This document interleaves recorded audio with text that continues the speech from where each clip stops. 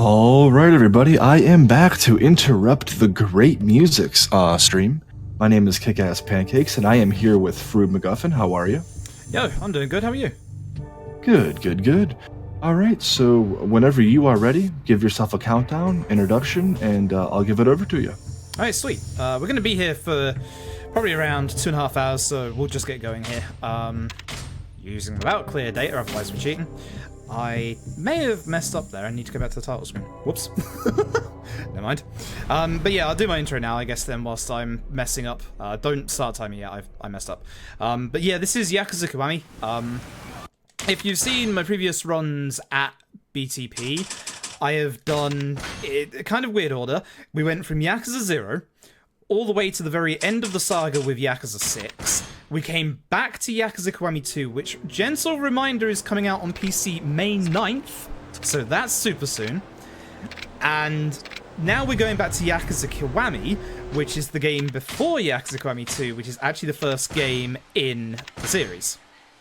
So this is a remake from the ground up, like full-on remake. The original had like fixed camera positions and stuff like that.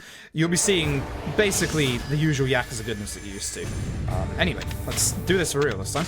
So 3, 2, 1, go. So yeah, as I said, this is a sequel to Yakuza 0, even though obviously it came first. Being a remake of Yakuza 1, there's actually a whole bunch of like new scenes that have been added based on Yakuza 0, about 30 minutes worth. Unfortunately, for the most part, we're going to be skipping them.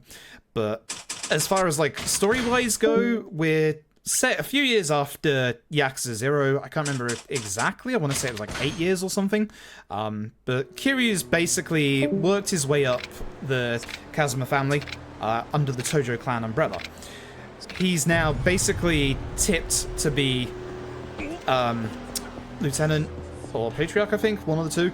And basically, we start the game with Kiryu. You remember him from 0. He's now older, still in that same suit from the very end of it.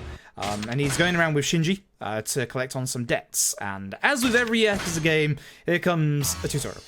Kiwami's is particularly annoying because of that guy with the golf club right there. So, first of all, it's going to teach us how to attack normally. As you can see, hits on every enemy other than the one count as extra hits, which is great. So what we do at the start is we go after those two because they're right next to each other, and then we hope that we can get everybody else. I don't want to pick that up yet, I want to grab an enemy. Unfortunately, the weird thing with the Yakuza, and this happens a few times, is that the lock-on is broken sometimes. Now I want a weapon. Now, there's a reason why I didn't grab the guy with the golf club at the start. Enemies with weapons and mini-bosses have this weird want to break your guard. And not break your guard, but not, like, get hit with your grab. So I'm just going to go around and grab some of these objects to hopefully make this a little faster. We'll use the Daramidal. Most of the ones in here are, like, weak weapons that have a decent chunk of stability to them. You'll see in the top left, weapons basically have stability to them. They have different power as well. Usually, and I'll explain them a bit more in depth later, but you'll usually see me go for two-handed weapons in fights if we use them. But basically, unlike Yakuza 2 where we could store weapons... Oh no, we can store weapons. I'm stupid.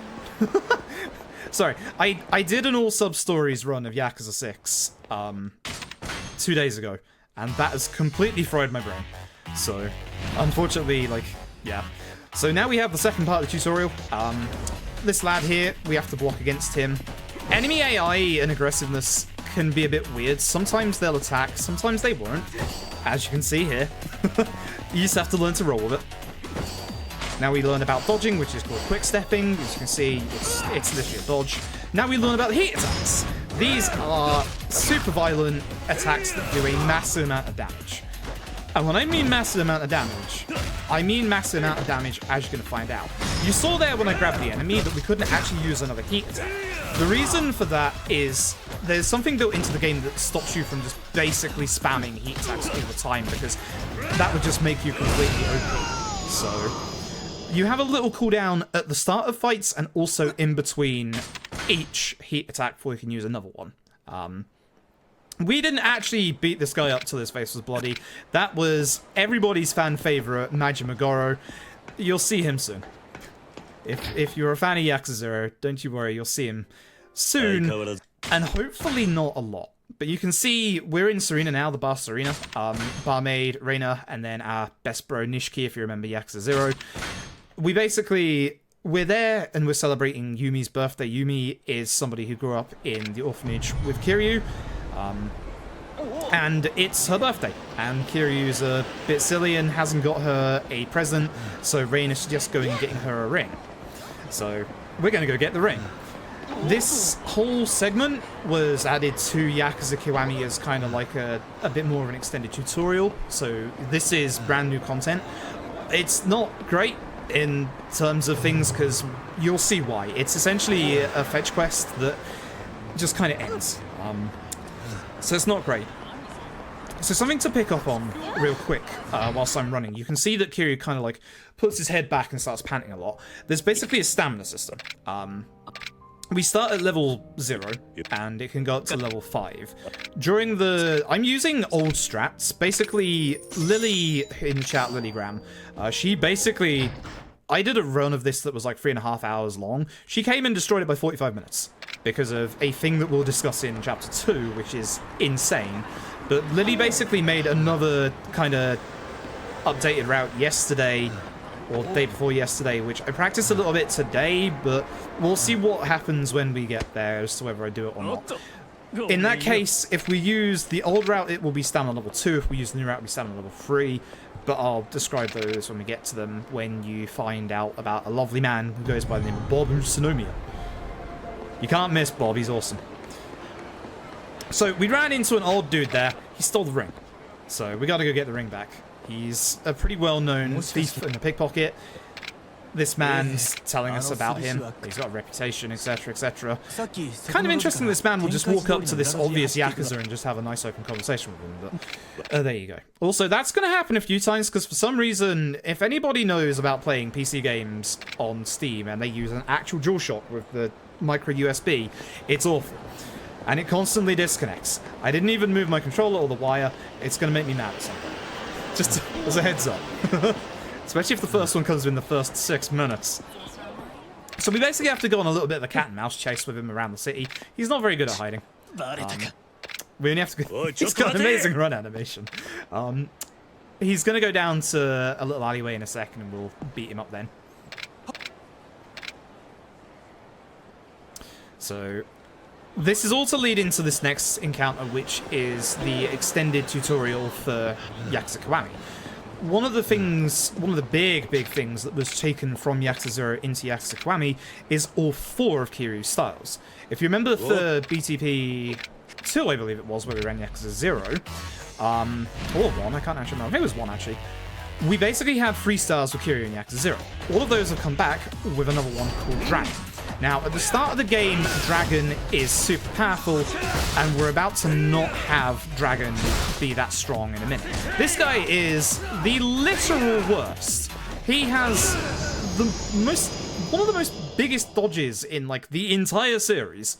Like, we're not talking just this game, we're talking the entire series, and he guards, and he's a pain in the backside. He decides to just dodge you, or, like, guard against you, and if he hits you at the start, it'll actually go slower, for reasons, again, that I'll describe in Chapter 2. But, basically, we caught up to him. He said that he did have the ring, but he sold it off for money to go and buy lottery tickets, which, he sold it for 100,000 yen. He could do better than lottery tickets. But you can see on the mini-map at the bottom left, there are roads blocked off at the minute. We're basically being shepherded around in our tutorial that we can't skip any part of this. There's no way we can make any of this go faster. We go in here. Kiryu obviously spent all his money on buying the ring, so we got nothing. We try and argue with the shop clerk that it's our ring, but he's not having any of it because there's a lot of robberies around here, blah, blah, blah. So Kiryu's got the bright idea of taking some money off of Shinji. Shinji being the guy who's his direct underling would be the easiest way to describe Shinji. So Shinji's right here, thankfully. Voiced by the guy who voiced Gintama, or Joseph Joestar, for those of you who watch anime. if this cutscene... Okay, this cutscene can end in two ways. It can end normally, or you see that yellow sign there? It can put you behind that sign. We don't know why. But thankfully it's ended normally today. It's a silly little thing. We don't know why that happens, but sometimes the game will just put you behind an immovable sign. So, we go back. He's raised the price on the ring. So, we can't buy the ring.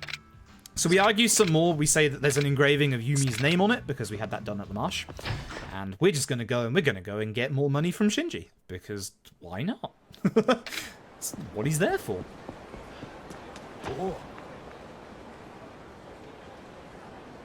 So, but yeah, if you remember BTB2 or ESA Summer last year, BTB2 around Yakuza Kiwami 2, ESA Summer last year around Yakuza 6, those are both in the new engine, the Dragon engine, which again is going to get a nice tune-up for the PC version of Kiwami 2 when it comes out in 2 weeks' time. But this is the old engine, so basically anytime that I kind of like... You can run a bit closer to walls in the new engine because the collision engine is a bit better, and what this game and this series does, in the old games, there's basically 3 engines. There's the original engine, which was original Yakuza 1 and 2. There was the engine that was used for Yakuza 3, Ryuga Gotoku Kenzan, which never came out of Japan, and Yakuza 4. And then there was the engine that was used for Dead Souls, 5, and 0. Oh, and this, of course. And basically this engine, it has quite a few, like, invisible barriers on, like, solid objects to stop you from going close to them to, like, obviously go out of bounds and stuff like that. We haven't, in this new engine, found any out of bounds because it's been really hard.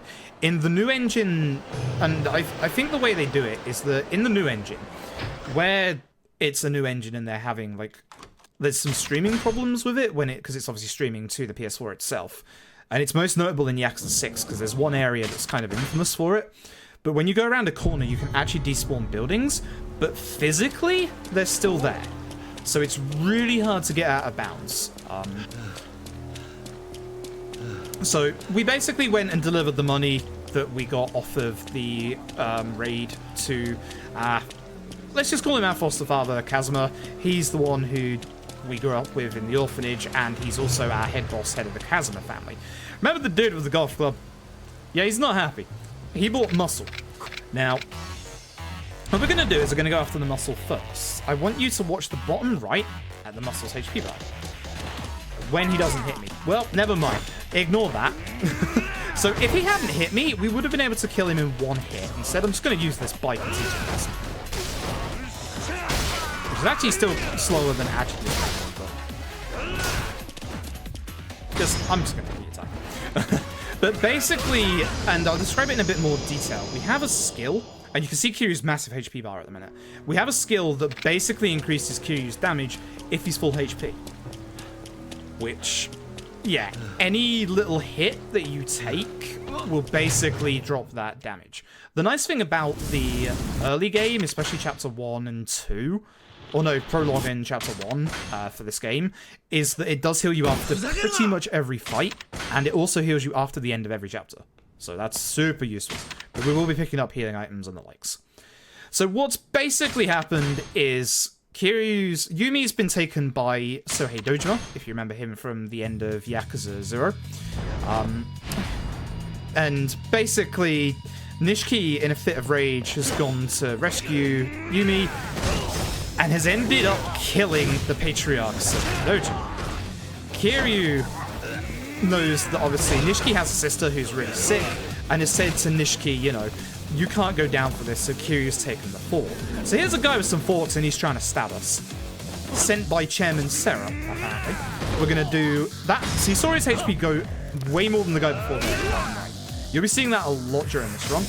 I'm going to be switching to Dragon, kicking when he's almost up so that he goes instantly into that, and then we can just use that Kiwami. These Kiwamis are new to Yakuza Kiwami. They are annoying. They are awful. You have to sit through those cutscenes until they're done. Except for the fact that Lily's route that she came in with, basically makes it so that we have so much damage and so much power that you can skip pretty much 90% of them in the game. That's why we're going to be doing a heck of a lot of damage. So just like Yakuza 0, Beast is the way to go.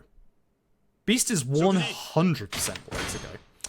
So what's going to happen now? Kiryu's basically been in jail. Basically 10 years have passed. 10 years have passed, and 10 billion yen has gone missing from the Tojo clan. It seems as though there's somebody who's stolen it from the clan itself. So, the Tojo are all in a kerfuffle, and we've just got out of jail, and we're now coming around looking for information. We're going to learn, we have one experience point, and we're going to learn this move here, Max Crush. After we grab an enemy, we can basically do a charged throw. Here's the curious thing about it, and it's not noted down anywhere at all. That throw allows your next heat attack. I ran out of stamina right at the edge, didn't I? Nice. That charged throw makes your next heat attack do an insane amount of extra damage. We don't think that's supposed to happen because there's nowhere that that's actually described. Like, there's no way that's supposed to be an actual interaction. But here we are. So, we immediately run into Majima. This is a Kiwami-only fight. We have to win it for the run. This is the hardest fight in the entire speedrun. So, we're going to be doing things very, very... to the letter here if we can. I missed. We want to hit Majima so that hopefully he doesn't break out of that guard. Then we're going to do a few of those charge throws. We don't have the heat yet, as you can see. I messed up there. Yep. I was supposed to hit Majima as he was getting up, to break his guard so that we could grab him again. Otherwise, he will break out. I want to be very careful not to get too close to the signs just yet, so I want to do that. Grab him. And now, after I do this, watch his HP bar. I should have let him start. Notice how much just disappeared? That's the power of these charge throws. And you really don't want to let him attack because then he can get this move out. That's the worst move out of all of them because when he starts it, you can't stop him. And he will stop you. So, when his HP bar hits halfway, he's going to go into his Kiwami. Unfortunately, as you can see by Q's HP, we've lost a lot of health. I didn't do that. I messed up. I should have saved that. Yep. Where's that sign go? I actually had a really good setup there and messed up. So, I don't have the extra damage here, but what we want to do is we want to hit him with a heat attack so that he stops his Kiwami. In his Kiwami, he has an insane amount of HP regen. I'm glad he missed that, actually. Actually had a really amazing setup. I'm annoyed with myself for that.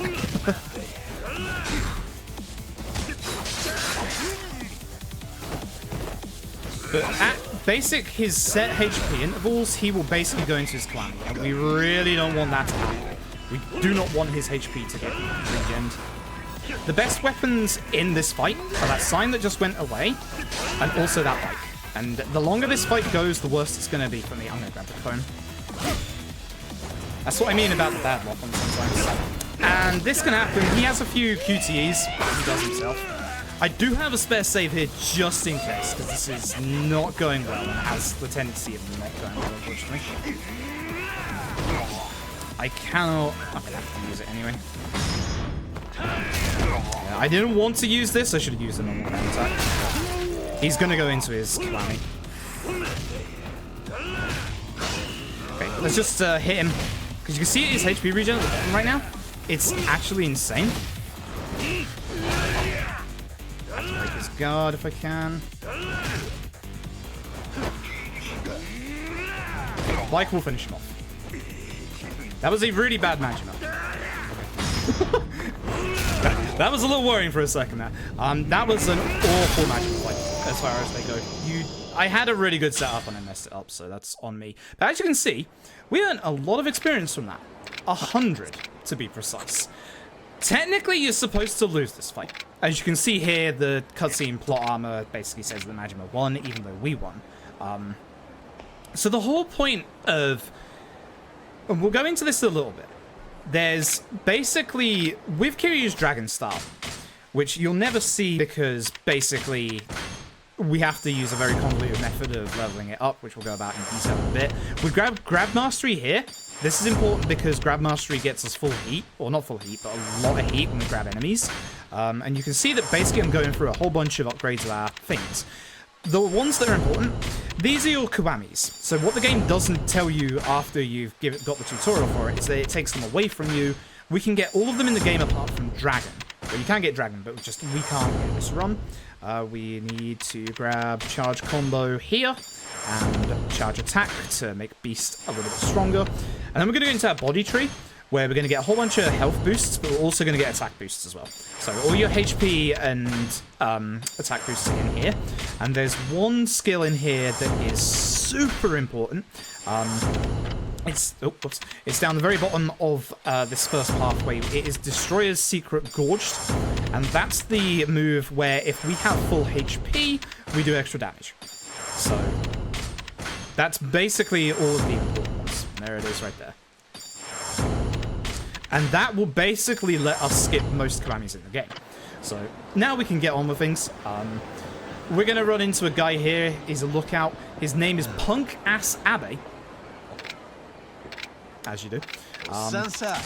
Sometimes you'll see that we have dialogue options. We are going to go through the quickest dialogue options. If you go for the other two, they're comedic, but they take longer. So, provided Abe doesn't mess me up like he did in practice, oops, excuse me, which he did, you can't just act nice, can you, Abe? He, 9 times out of 10, doesn't move. That is twice in the last hour that he's just moved. He was okay because he didn't hit us. If he hits us, then obviously we're going to lose our damage. That's because we need max HP. But, yeah, that could have gone worse. That could have gone better. So, he's basically on the lookout for the guy who just got released from prison who murdered Sohei Dojima 10 years ago. That would be us. Well, technically us. I'm holding my stamina here in case there was a fight spawn around this corner, which there was, but we're okay.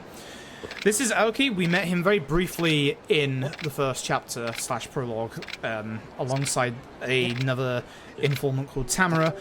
Aoki is telling us that Tamara has unfortunately died whilst investigating us. We have 3 options here. We're gonna ask about Stardust because that's the one that has the story trigger hidden behind it. You don't have to ask about the other 2. We're just saying good after that point.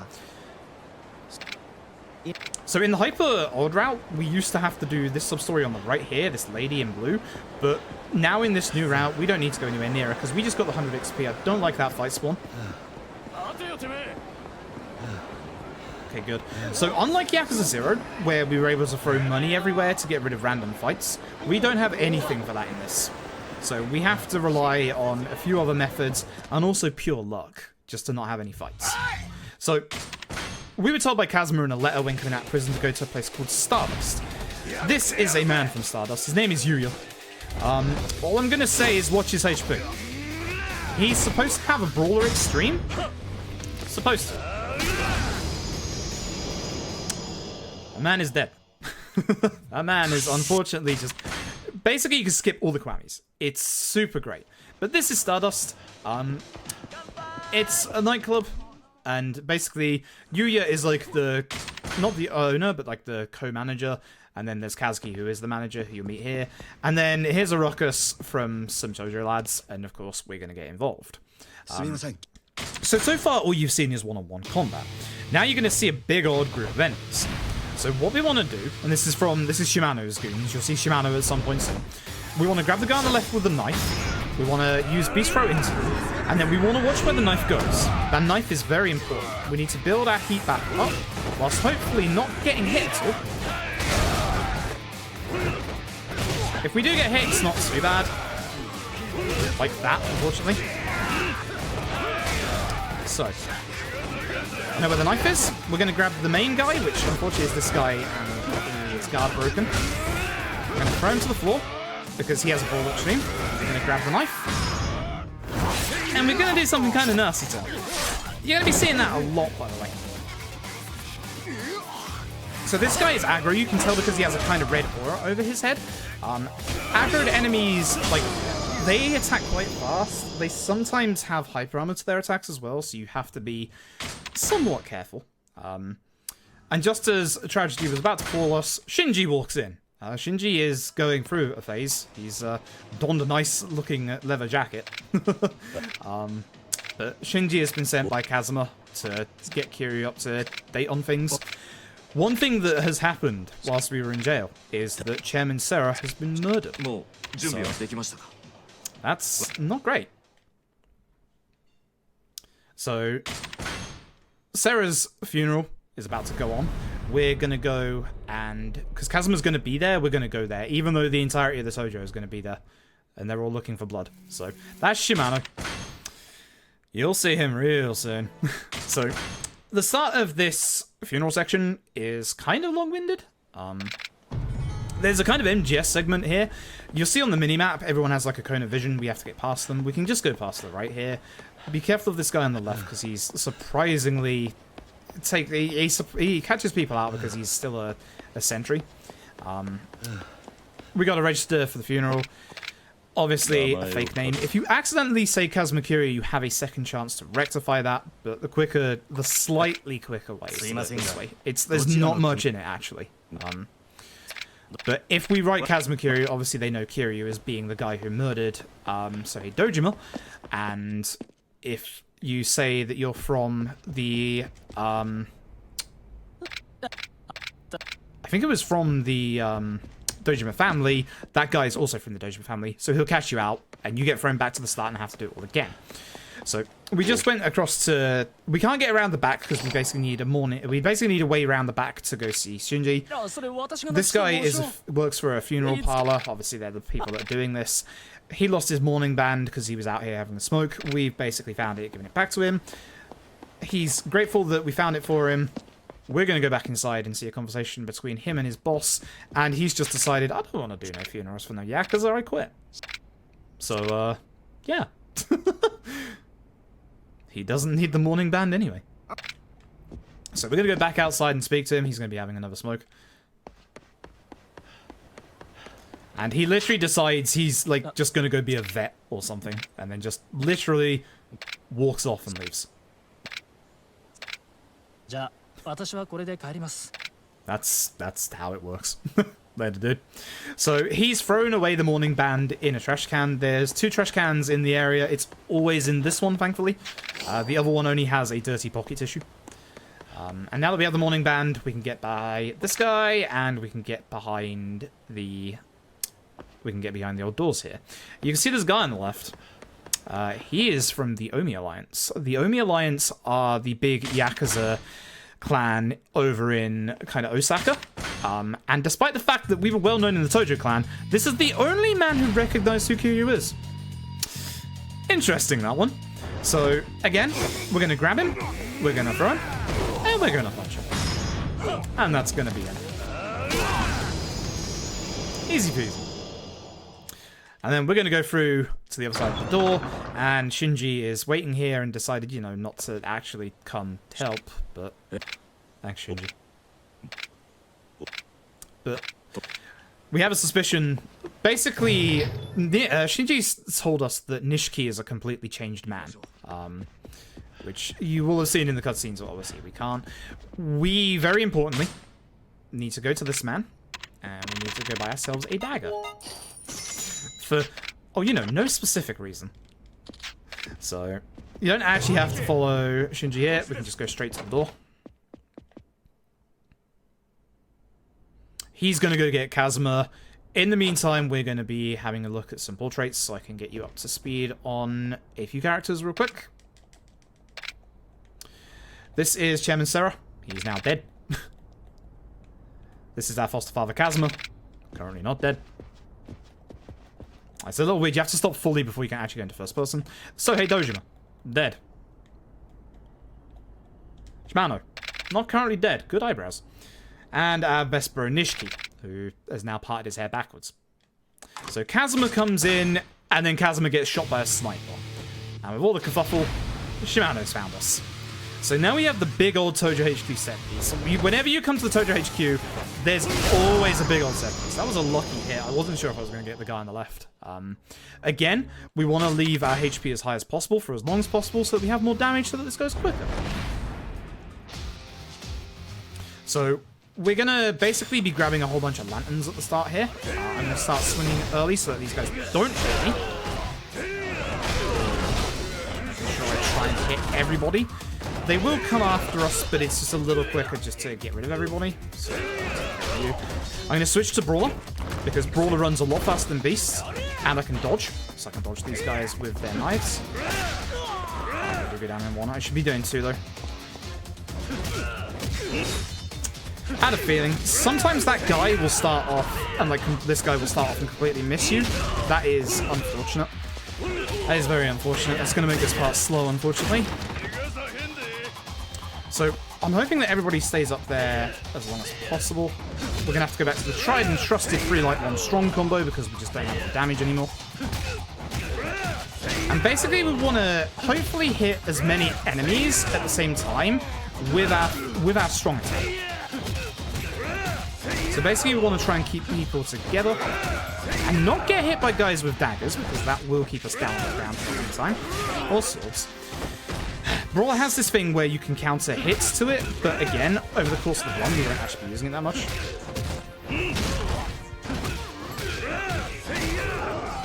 This is not good. Enough of this guy so he doesn't walk off the edge. This is a really bad start.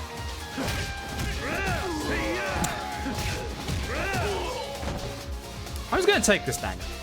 I don't have the damage with my HP being low. We don't actually currently have any HP regen items. So now we're going to do the Yakuza thing of stab him in the gut. And then we're going to open the door in the only way we know how to as a Yakuza. Yeah.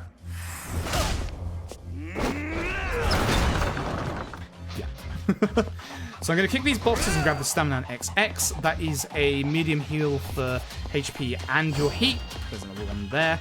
Basically, we're going to be grabbing a whole bunch of backup items at the start here because we need one for the end of this chapter. Take care of one guy here. So I'm going to grab this. Trouble is, I'm not getting multi-hits either. So that's how you can tell this is pretty bad.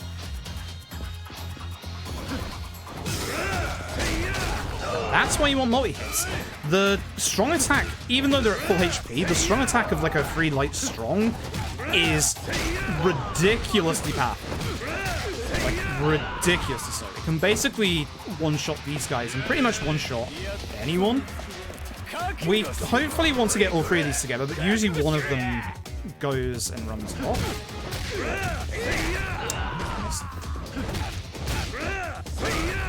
Shame.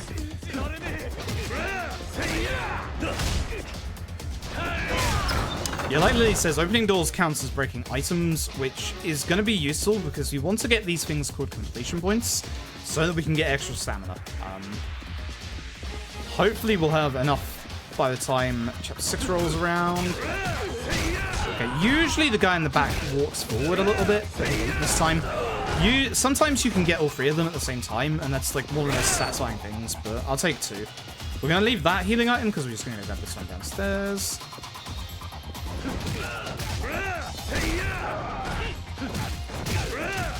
I should be killing the guy with the throwing knife so it doesn't interrupt me, but I've already taken it. So you can see at the top right there, there's like a counter for hitting enemies in Brawl Style. That is actually one of the completion points. That's obviously one that like builds up. We're gonna swap to Beast real quick because, hey, guess who? Everyone's favorite Majima Goro. So we're just going to take Majima over here real quick. We're going to grab him. We're going to do a charge throw. So as you know, our next hit does extra damage. We want to grab the Stamina XX. And we're going to say hello to Majima. With a sofa. That Majima thing is a Kiwami only fight. One of the things that I'm going to get into in the next chapter is the Majima Everywhere system. This is the first fight that's part of it, but it's always scripted to happen here.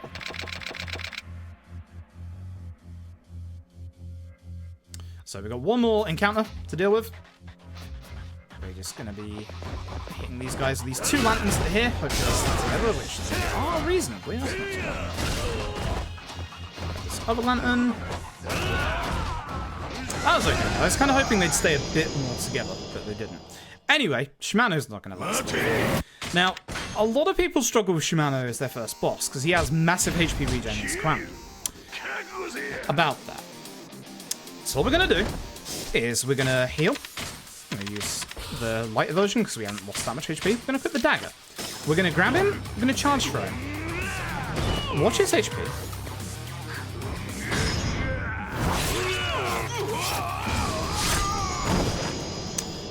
Yeah, that just happened. We basically one-shot Shimano. We don't have to worry about his Kiwami. We don't have to worry about him. It's really, really nice. Lots of people struggle with that boss, but you can literally just one-shot it. It's actually hilarious. So Kiryu leaves and actually gets picked up by a detective who goes by the name of Date. Date, we have feelings about Date. We love Date to bits, but Date is a bit useless. So we're getting taken back to Kamurocho. We're getting taken to a bar by Date called Bantam. No, Bacchus. Sorry. Bacchus in this one, Bantam after it. So Bacchus is basically... I didn't mean to speak to Date. Date basically gives us a cell phone. Because in the time that Kiryu's been in jail, cell phones are a thing. And basically, we're going to do a little bit of a fetch quest.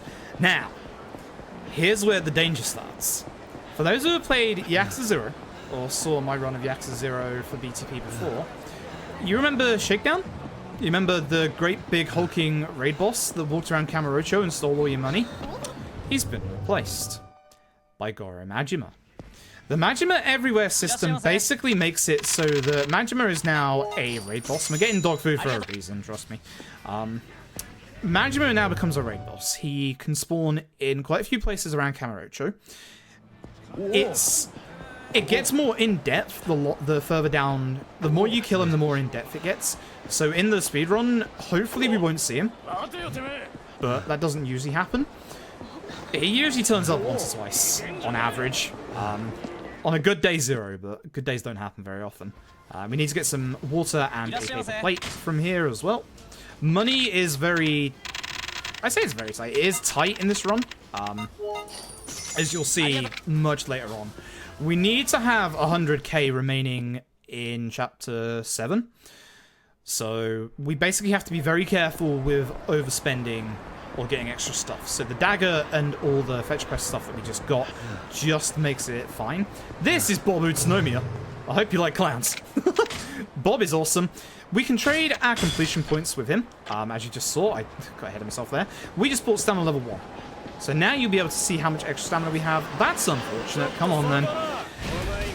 If you have a fight here on Tenkaichi coming towards you, you can't do anything about it. It's an unfortunate, like, 10-second time loss. It's completely random. Again, we don't have the ability to... We don't have the ability to deal with them like in 0, where we can just throw some money at them and tell them to go away. You have to fight it. And unfortunately, that also counts for a certain Majima Goro. So, let me talk enemy aggro. If you've ever seen me run a Yakuza game before, I do this every time because it's always the same. You can only have one set of enemies aggroed onto you at one point. So you can basically have a set of enemies aggro onto you, walk past another one without them batting an eyelid, and it also applies to Majima. So sometimes if we see Majima ahead of us, and he is on the map now, by the way, like he will be randomly running around Kamurocho somewhere. Basically we can use that aggro to basically get past fights like Majima. I'm going to be a little careful with my stamina because I've only seen that fight spawn. I'd like it to aggro. That's good. Because now I don't have to worry about anything around this corner. Because there's usually, as you can see right there on the left, an enemy spawn. And there's usually quite a few enemy spawns around here. So we get back to Bacchus and we find a lot of dead people and a little girl with a gun. Which isn't ever explained why she has the gun. But her name is Haricot, and she's looking for her mother. And, yeah, we decide to take her with us. Because, you know, being in a bar full of dead people isn't a good idea.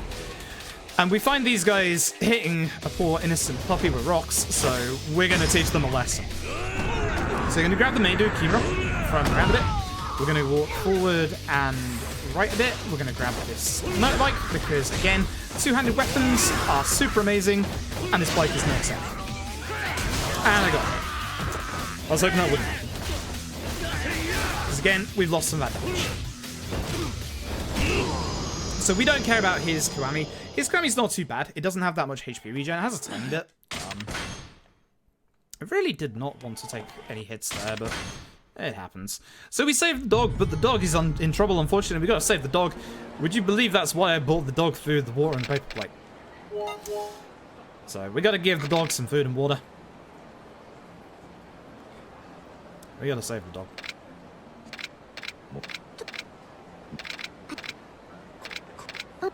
We're just going through using the water and the paper plate. And thankfully, we saved the dog. Kiryu's a good man. Saves dogs. And kids. Haricot collapses. So Haricot basically collapses out of exhaustion. That's Eccles. And he's basically headed over. He's basically asking us like how things have gone. We're gonna tell him about Haricot, and then we're gonna head over to Serena.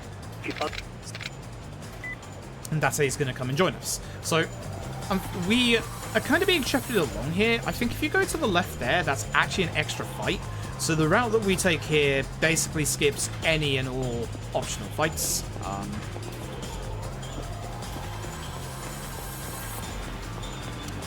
But if we go this way, and in certain segments, just like with the other Yakuzas, sub-stories and everything like that aren't on the map anymore. So right now in this segment, there are no sub-stories on the map. So there should have been one on that corner that we just walked past, but because there's none on the map, we can just walk straight past it.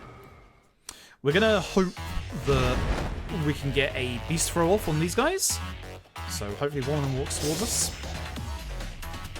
Good. I had to wait to them a bit closer just in case. 50 enemies and beast up, that's extra CP. We want to have 6 CP by hopefully chapter 6.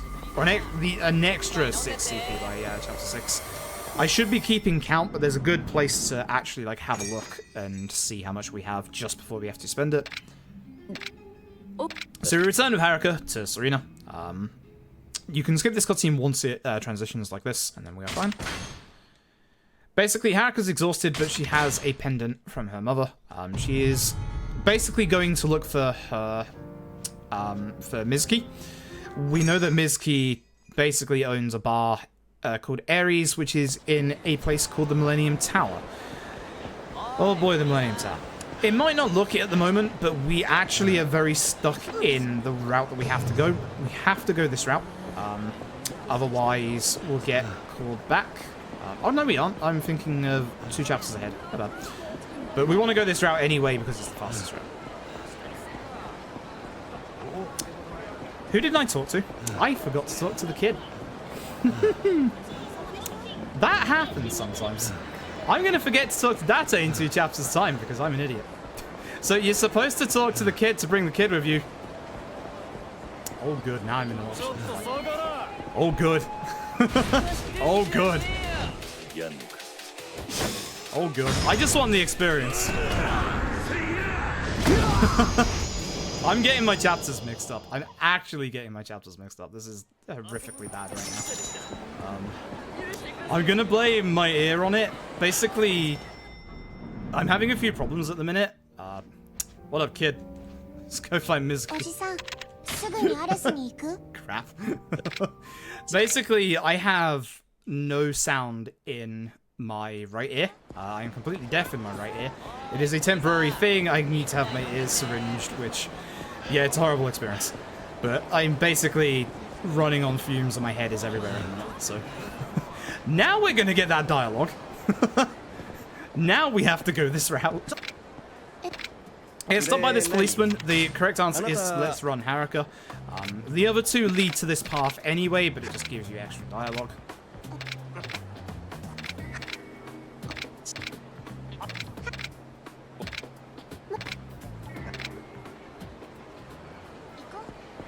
Yeah, beast mode is OP. Just like Yakuza. Beast mode is definitely OP. Now that cutscene trigger I was talking about is going to be here. See? I'm not crazy. I'm just doing things in the wrong order. So, we're going to go into the Millennium Tower. If you remember Yakuza 0, this was where the empty lot was. Which is why the empty lot was so important. So yeah.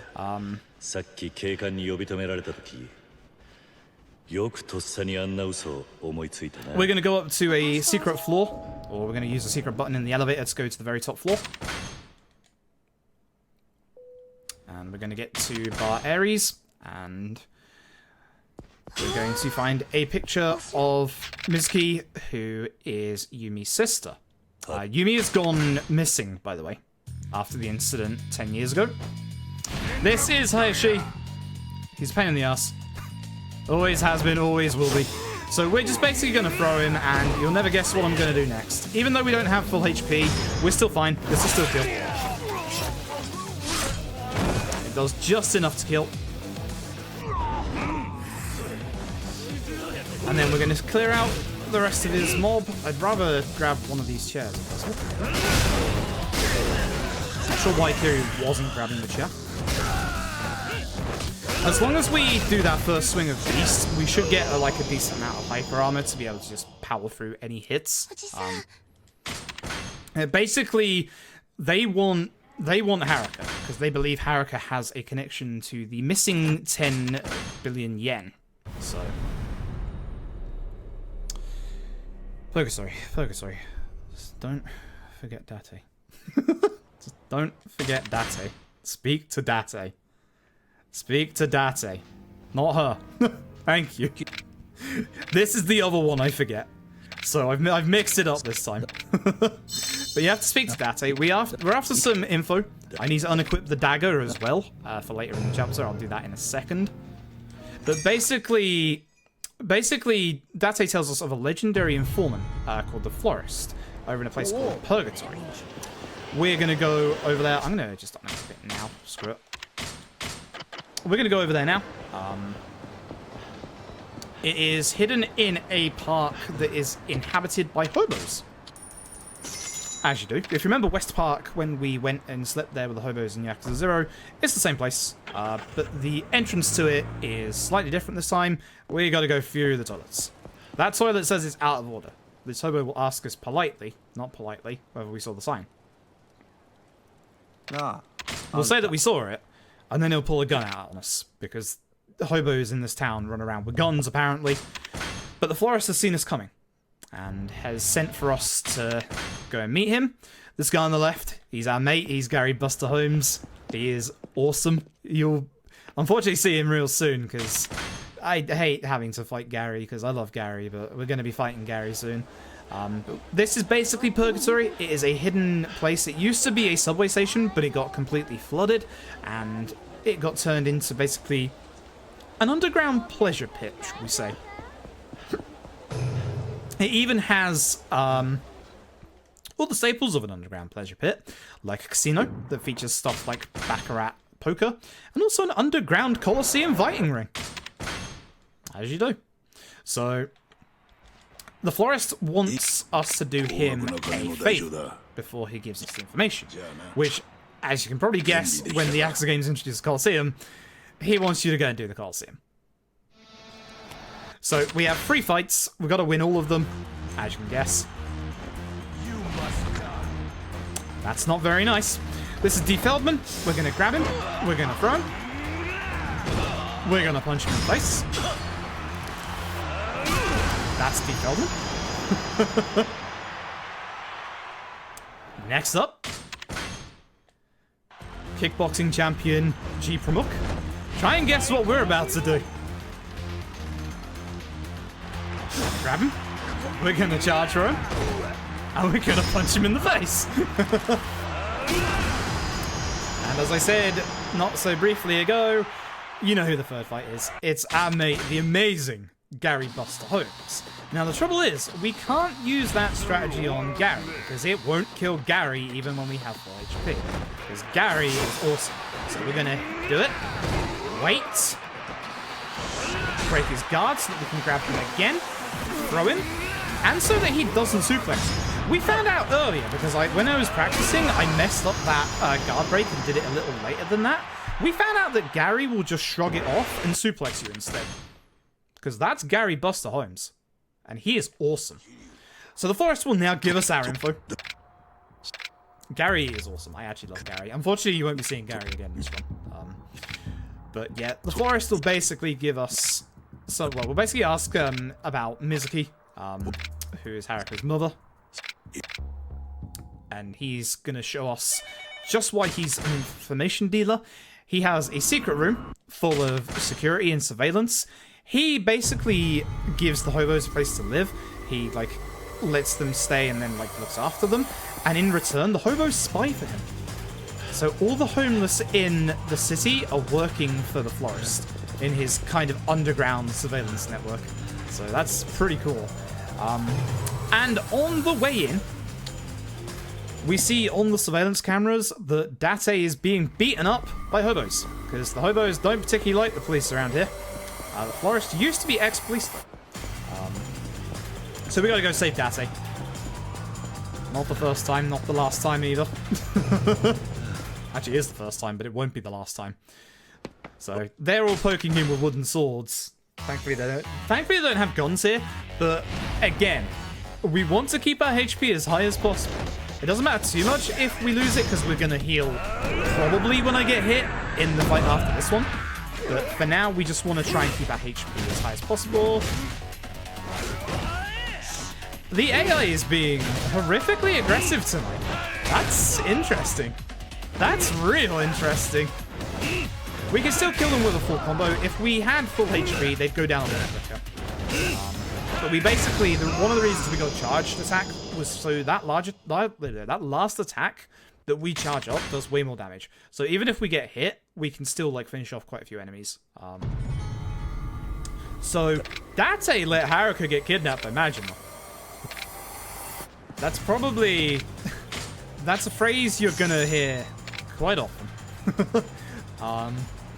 But basically, this point here, Majima is in a set location at the batting center, so he's not in the city for the Majima Everywhere. Majima and his Majima Everywhere system works exactly like Shakedown does in Yakuza 0, where if you go via taxi, he won't move position, but if you reload the map, he will.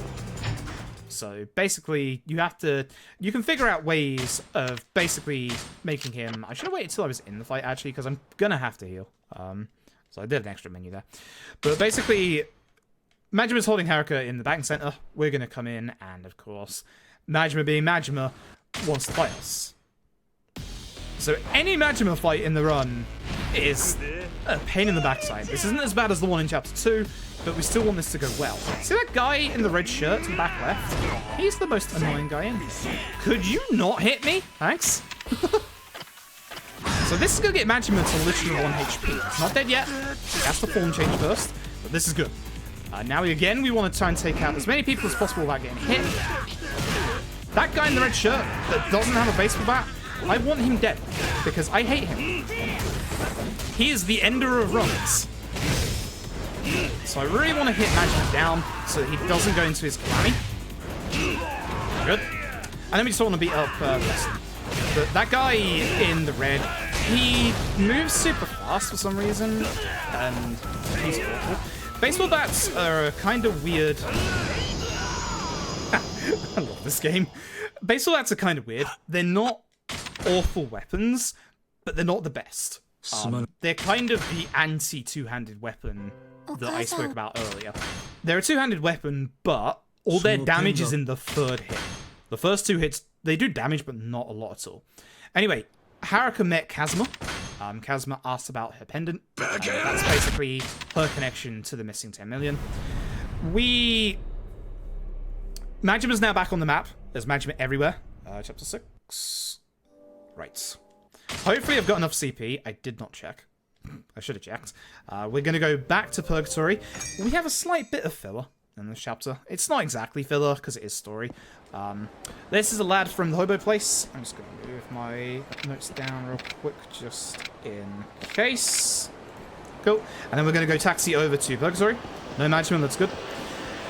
Thanks to Lily's reroute, Majima, if we do get into a fight with him, isn't a problem. I'm going to have to check if I have enough CP. I hope I do. I usually do. I don't. I'm 1 off. Of course. This would be the one time that in quite a few runs that I don't have the CP. So, we'll be back to Bob about halfway through this chapter, because there's a very easy CP that we can pick up right here, and in fact you can't miss it. We're going to be introduced to Kamaki. If you remember in Yakuza 0, he was one of Majima's tutors. Well, now he's Kiryu's longtime tutor. He is a staple in the Yakuza series. He will not let you go by until you do this tutorial. It's a good tutorial, though. Or at least it was for the old one. It's not necessarily a good tutorial for this new route. So, we're being taught Essence of Gun Reversal, I believe it's called. Gun Reversal or Gun Knockback, one of the two. The Kanaki Shot Stopper, even. But basically, you just walk near an enemy and use a heat attack. We want to be very careful, because this guy on the right, he's going to shoot us. He also has a chance to, like, hit you with the shotgun and lose your HP. And again, as you know, you really need to keep your HP as high as possible so your damage stays up so you get through things faster. It's a far cry from the Yakuza 6 run, where all of the armor that we had in that game puts us at a base 50 defense, and we only have 3 hits until we die in that game. Whereas here, it's the anti-red tier stone ring strats where we want to be full HP.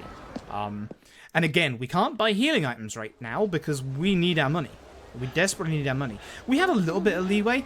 If we were using Lily's new route that she did yesterday, we probably wouldn't, outside of like 6k or so. But at the minute, we basically can't really get healing items. We could, but it's a little tight, so we're not going to. That man there on the bench of the batting center, yes, we're going back there again, is Takashi. He's actually the florist's son. Due to circumstances, he was raised by his mother and not the florist, so Takashi hates his dad, doesn't know where he is, thinks he's a deadbeat dad, etc. We know that he owns this swank place. Pretty cool. So he's going to be chilling in the baseball center. We're going to have to go and sort out his problems. Try and imagine how we sort out problems in the Yakuza universe, and I think you can foresee what's about to happen. So, Tamara's not dead. Tamara's actually alive. Tamara has a mini-arc in the game. Unfortunately, we won't be seeing it in the actual speedrun. But we're just going to go through all this dialogue. As you've probably seen, certain cutscenes skippable, certain cutscenes aren't skippable. I have, in my head, memorized all the cutscenes that are skippable and aren't skippable for Yakuza 0, Kiwami, Kiwami 2, 6, and Dead Souls. Which is a tall order, but fortunately with 6 and K2, because they're on the new engine, everything is skippable. Which is why the newer games are a lot quicker speedruns than these games that are on the old engine. Some of them have a massive amount of content, though, like Yakuza 0. Yakuza 0 has probably second biggest amount of content next to Yakuza 5, which... We're not going to be speedrunning Yakuza 5 anytime soon. Let's just put it that way. Yakuza 5 is a beast. Yakuza 5's current world record is something like 9 hours. Just to put that out there. Anyway, Takashi... Takashi has run away with the daughter of Yakuza. Wants to basically go and get married to her. Switch to Beast. I remembered for once. I actually remembered to do it for once. I'm proud of myself. For some reason, you get put to Brawler there, and you have to manually go back to Beast, and I forget every time. So I'm actually happy with myself there. So basically, we give Takashi a big old beating, and then he runs away. And then this dude turns up, called the Bee King. I honestly don't remember why he turns up, but we're going to give him a beat. So we'll start off with a Beast Throat. We're going to move to the left where are these benches. They're a little better than the other benches. And again, try not to get hit. I feel like the 20 objects in battle. The 20 objects in battle is likely the one that I didn't complete for Bob. We did take a tiny hit. I will probably do a safety heal in the next place. But he basically says that Takashi went off to a nightclub called Debala. This is one of the chapters where I find Majima a lot. Those 3 walking down the street there are a sub-story, so be careful. That's a fight spawn on the left, so I'm going to go to the right instead. Is that a fight spawn? Good, so I'm going to save my stamina. I'm going to hopefully... I'm not getting their attention, so I'm just going to have to run past these guys. They somehow de-aggroed, then re-aggroed. There was Majima. If you saw very briefly the guy with the blue aura, that was Majima. So if I'd have actually come down this road instantly at the start there, instead of, like, took that spin, I'd have to deal with Majima, more than likely. Huh. I actually just kind of saved myself. Interesting. That's That's lucky. That's Majima's first appearance. Again, like I said, usual average of 2. Majima loves the attention. So, the Itobe family are who the girl's father is like the main patriarch for. We're going to run forward, grab this guy, throw him around. I'm going to start punching these guys whilst I make my way to the end, because I'm going to grab that heal just for safety. We don't need it. I'd like to, if possible, I'm a little scared here, I'd like to get my HP back up so that this actually goes a little quicker. We don't really want to use the table on the main guy because he's not going to go down anyway. We want to do the usual, obviously. Oh, I could have thrown him over the edge. Oh, that would have been so quick. Oh, look, you'll see the edge throw later. Don't worry about it. Ah, we picked up the pipe. The pipes are awful. Pipes are rubbish. Like, really rubbish. You saw how little damage they did. Like, even if I had the HP buff on, pipes are terrible. Like, you don't want to use pipes at all. So there was a big misunderstanding. Kyoka thought that they wanted to take her back to her father, but her father was actually giving her his blessing. So with them done, we're now going to go back to Purgatory, get our reward from the florist. We're actually going to get an extra reward as well, which is very important for the run. We basically, unfortunately, we have to run all the way back there. Oh, you can't throw him over the edge there? Huh. Well, you will see somebody get thrown over the edge. That I can guarantee to you. That is a promise. That is a promise.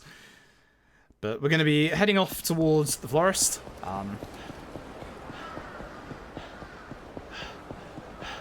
For Kamaki's later tutorials, you need to actually do parts of the Colosseum. And his stuff basically opens up moves in the Dragon Tree. The final one being the obvious, well-known Tiger Drop. Which is why we don't get Tiger Drop in any percent. And actually, they don't use Tiger Drop in New Game Plus either. Because New Game Plus is shotgun strats. The shotgun strats are hilarious, because you buy, like, 5 shotguns and kill everybody with them. It's what Lily kind of routed into the route recently, is we get shotguns now. So, that weapon that we just got, the Goemon, is going to be our best friend. The Goemon is insanely good. I need to do... Oh, wait. Yep, F4. I was right. So we're going to get 4 more abilities here on this side. We're going to be getting up to, more importantly, Climax Heat Gauge plus 5. We're going to be going down to here. Oh, to get extra Resolute Counter and, more importantly, Essence of Solid Counter, and even more important than that, Climax Heat Power 1, which increases the power of heat actions during Climax Heat mode. On the way out, we're going to swap our dagger over to the Goemon. You can see that we've got 100 extra... it's a bit weird how it works, but basically the normal dagger had something like 160 or 185 damage, apparently, and the Goemon has 285. So the Goemon is insanely strong. Like, insanely strong. You will be seeing us use it a lot. Its uses are limited. We will hopefully not use all of them, but I've not been doing great at that recently, so we'll see. Hey, got a phone call from Reina. Date's drunk. Date's drunk, so save Date, round 2. So we're going to head back over to Serena, which thankfully there's a taxi spawn outside of here. For the most part, even though there are only 4 taxis in this game compared to like the 8 or 9 in the new engine, most of the taxis here are in good places. So there's obviously one at the entrance of Tenkaichi, which is obviously where Serena is. There's one at the park here because we're going to Purgatory a lot. The only downside compared to the new engine, Bob my friend, sprint level 2, almost forgot. Thanks, Bob. So, because I didn't have the CP earlier and I do now, we can get that from Bob, so now we can go even further. And no fight spawn here for once, which is good. I was gonna say, after earlier, I want no more fight spawns here, please. So, Date's drunk. So, Date actually gets a phone call from his daughter. Date has never mentioned he has a daughter. We're gonna go meet Date's daughter. we want to turn to the right there, and it's actually important that you do, because if you turn to the left, Haricot has a bigger hitbox than the door. That guy on the right there is sub-story, so we can't cut that corner anymore, apart from one very weird place where the sub-story doesn't spawn in time. It's super weird. Anyway, two girls soliciting for stuff appear, and one of them is Saya, Date's daughter. Basically, Saya's boyfriend is having money problems, so Saya is trying to raise money for him by doing naughty things, let's just put it that way. So we're going to have to go and find out info on her boyfriend. We're going to be going to Pink Street entrance. We used to go to... It's a tiny bit quicker here to go to the entrance over at the Hobo Park. But the trouble is, there's two sub-stories blocking the way, one of which you can get past quickly if you pay 10k yen, and we can't afford 10k yen. Well, I think we can afford 10k yen once, but we can't afford it twice. We can't go back that way. But we're basically going to go from Pink Street. You'll see us go this way whenever we have to go to the Champion District in the future as well. But in the future, it's quicker to go to here from there in the future. I need to hurry up here, because we'll be going to this part on the right here, and it's just quicker to get there rather than the top left. So we're going to a bar where... I've forgotten his name. What's his bloody name? Shota, that's the one. We're going to a bar that he frequents. We're going to pretend that we're his friend. He wants to know what the most expensive drink on the menu is so that he can tell we're not lying. It's a Yamazaki 25. Real brand, as you've probably seen as well. A lot of the advertising is real. A lot of the products in the game are real. Neat stuff. You can get Orangina in some of the later Yakuza games. Orangina, of all things.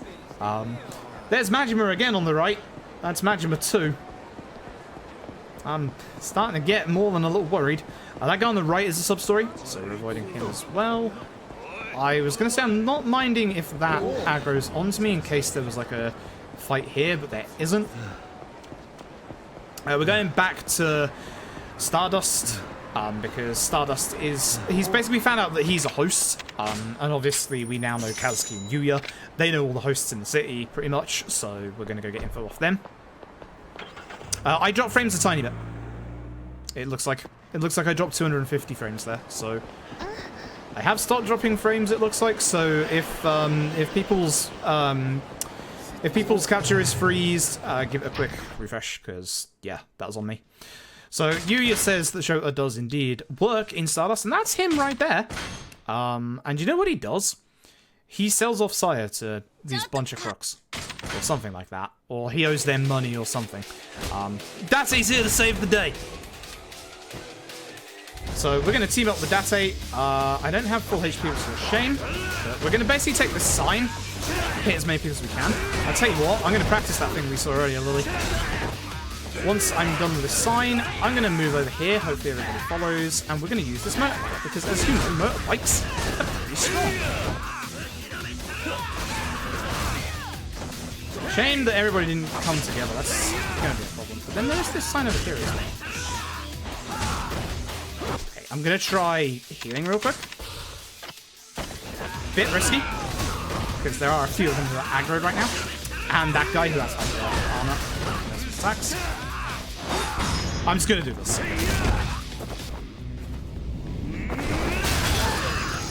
I probably would have been a bit close to end him, but I got an extra CP. So... Right, so that's them dealt with. They say that Shota's set himself up over on Pink Street, so we're going to have to go in taxi over there. Date has gone over to try and be a hero. He's going to go sacrifice himself for his daughter, because family problems, Saya doesn't think that Date cares, etc. Are you seeing the running theme of daddy issues? Because there are certain games in the Yakuza series that are literally daddy issues the game. Or I guess in this case it'd be parent issues, because we're looking for Haricot's mother as well. But yeah, parent issues.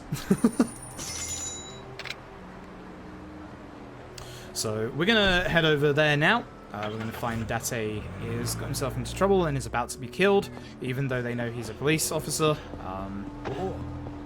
It's a weird building. It's like this one right here. It doesn't like give you a proper camera angle like the others. And basically... we're gonna help out, of course. 'Cause, you know. So we're gonna grab the dude on the left. We're gonna use our old beast throat. Hit some people. Sure that we don't really care about in a minute. We just want the other two dead. We're gonna go over here because we want to grab this stamina Royale because I've been using a few too many healing items. I wanted to stay kind of by the sofas, the chairs, I should say. So yeah, you want to be careful of Shota's last attack there. I didn't want to grab this, but I guess I can. I really want to grab Shota. I'm trying to do the charge throw, so that I can basically do this. Is that kill? I thought it might be just over, but no, we're fine. Cool. And Shota realizes he screwed up.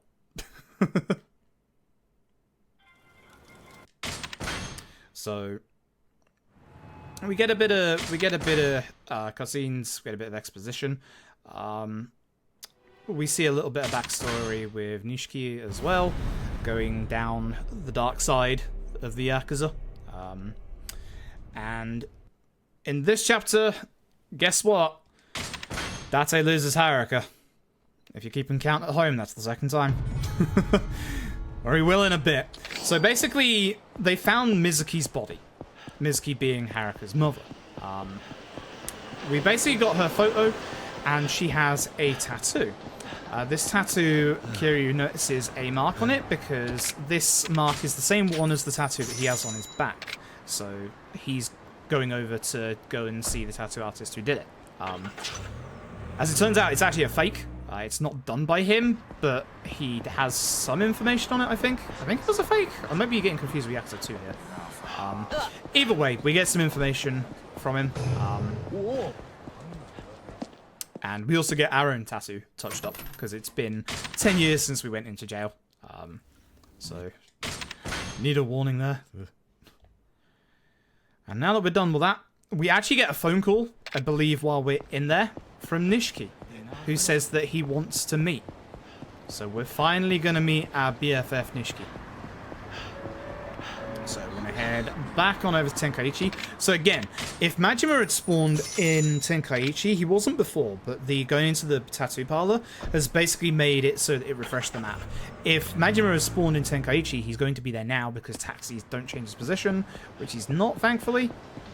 And there's no fight here, thankfully. Well, there is, but we're running towards it here, so you can pass through now. Well, that's a man in the bag. Apparently my eyes aren't working. So Nishiki wants to meet at Serena, and then we learned that Haricot has basically gone missing again, thanks Date. Unbelievable. So we're going to have to go on a little bit of an exploration to find her. I don't remember... Oh, also, high frame rates cause your NPC characters to kind of jitter a little bit, as you can see with Date here. I don't remember if Majima is on the map for this. I really don't remember. I asked Lily earlier, and I've already forgotten. But yeah, we're basically going to run to... oh, what's his face? Aoki. To ask if he's seen Haricot, which he has. He saw her go into the Club Sega. So off we go to Club Sega. Note to self, don't forget to look at the parks this time. So we're going to go in here. We're going to over here to Last is Talking. They're saying that they saw her go off with a weird drunk man into a car park. So we're going to exit. Fortunately, remember when I said that there were two side stories blocking the way? Whenever you're with, whenever you're in certain segments, like I mentioned back in chapter 2 earlier, sub-stories disappear. Thankfully, Date makes sub-stories disappear. So, thanks to Date, we can actually go to the quick route and go actually to the top part. So, thanks, Detective Date.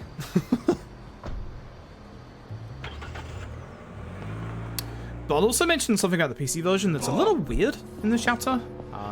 That shouldn't be happening, but it happens anyway. It's kind of weird. We're not sure why. For some reason, there's like 2 enemy spawns in here, maybe even 3 locations, but they can't get out the other side of the car park. So I guess it's just like if you want to come in and have a fight, but these enemy spawns in here should never, ever, like, trouble you. he says that he saw Haricot last in a park.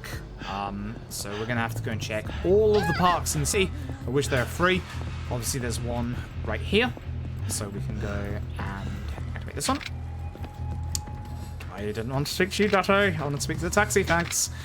Basically, we want to just go into each park. Each park has like a trigger we have to go through. We have to do these 2 before we can go to the actual one. The story trigger doesn't load if we don't. At least I'm fairly certain it doesn't. I'm fairly certain we practiced that, or tested that. Like Haricot's here. We're going to be next to this building again in a bit. That is Pocket Circuit. We don't ever want to trigger Pocket Circuit. If we trigger Pocket Circuit, we're going to lose 2 minutes of unskippable animations and dialogue. It's a shame, because Pocket Circuit is awesome. I love Pocket Circuit. It's a shame. I love all the stuff that we have to skip in these games, but yeah. The speedruns of these are cool because basically, like, movement matters a lot. Like, obviously, stamina management matters a lot. But also, obviously, fight optimizations matter a heck of a lot. Like, obviously, you've heard me say a lot that we want to stay at higher HP as possible. You're gonna see a whole bunch of people here. This is the mysterious organization. Ooh. They had Haricot. Date takes a bullet of Haricot. Just grazes her. These guys all have guns. So I haven't mentioned the hierarchy of enemies in the Yakuza runs before. You want to get rid of guys with guns, guys with knives, guys with stun guns first. And I've already said that. Basically, I want to grab the tables if possible. The tables have better, not damage, but better, like, actual, like, combos than the bar stools. Better reach, a little better. But they only have a few hits to them. Whereas this is the bar stool, as you'll see, it's terrible. So we're gonna throw this guy down to the ground. I'm actually gonna go aim on him because I don't think I'll kill him. I probably shouldn't waste a go aim on here, but I'm just gonna. And I'll take care of the last guy. I'm just gonna play it a bit safe.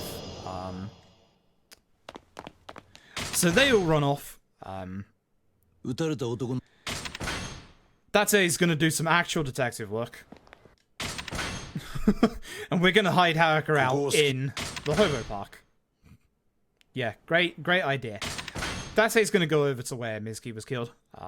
Try and find out what he can. He's already back, by the way. And he suggests that we have some time to kill before we go and see Nishiki. So let's take this 8-year-old girl and go illegally gamble. Sounds like a good idea.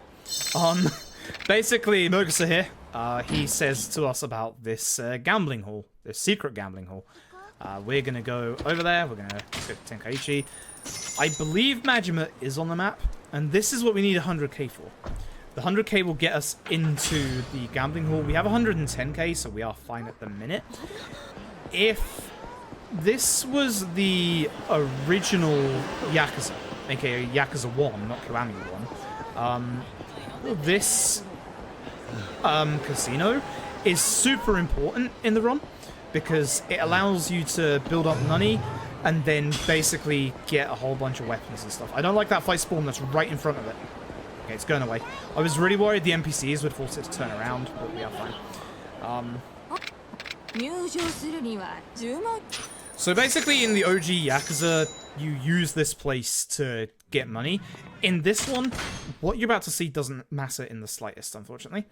Before we actually do some illegal gambling, we're going to be going around the back here and pick up this coin locker key. You've seen these shining items on the ground a few times as we run through Kamurocho.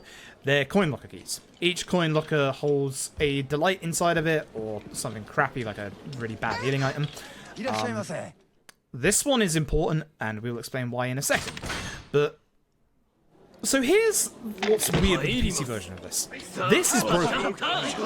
What's supposed to happen here is that Haricot is supposed to win all of the bets. So she's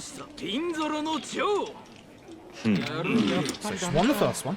And it might work. Sometimes it does work like it's supposed to. Most of the time it doesn't anymore.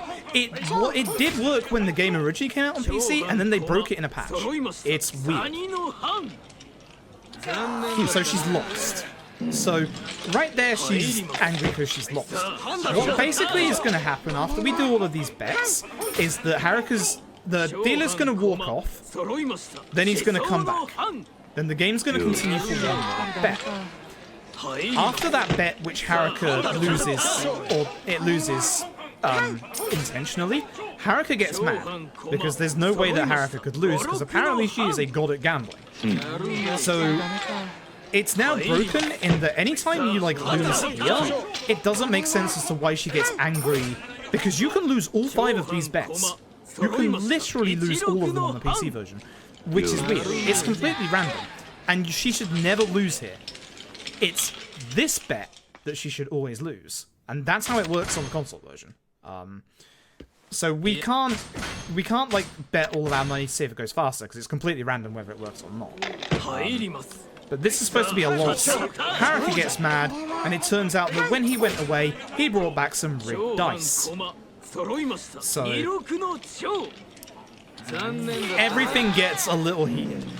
This is literally one of the worst fights in the entire game, and one of the reasons why I got a spare health item, because I might die. I absolutely loathe this fight. Our old strat was to try and punch these guys.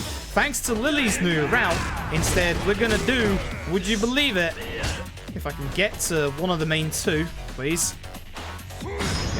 I wanted to make sure I actually get the right ones, because the main 2 are the worst, even though the others are bad. But we're basically going to stab them. We only want to stab the main 2, because again, Goemon usages are very limited. I hit the main guy. So we basically want to build our heat back up, as we have them. And we're going to obviously stab the other. Get up. If I do it now, it's not going to do the stabbing move. I just want to make sure that the main 2 go down. They're the annoying ones. Everybody else is pretty easy. But you most of the time always get hit. This guy's aggro, the guy who's angry. Make sure you go after... Kiri, why? Make sure you go after aggro guys first. Because they will interrupt your combo all the time and basically not give you any breathing space. That guy on the left is aggro, he's going to run over. The nice thing about aggro guys is they will literally just run over. So we can use that to our advantage, because we knew he was coming, so we knew we could just basically continue our combo and hit him with the last hit anyway.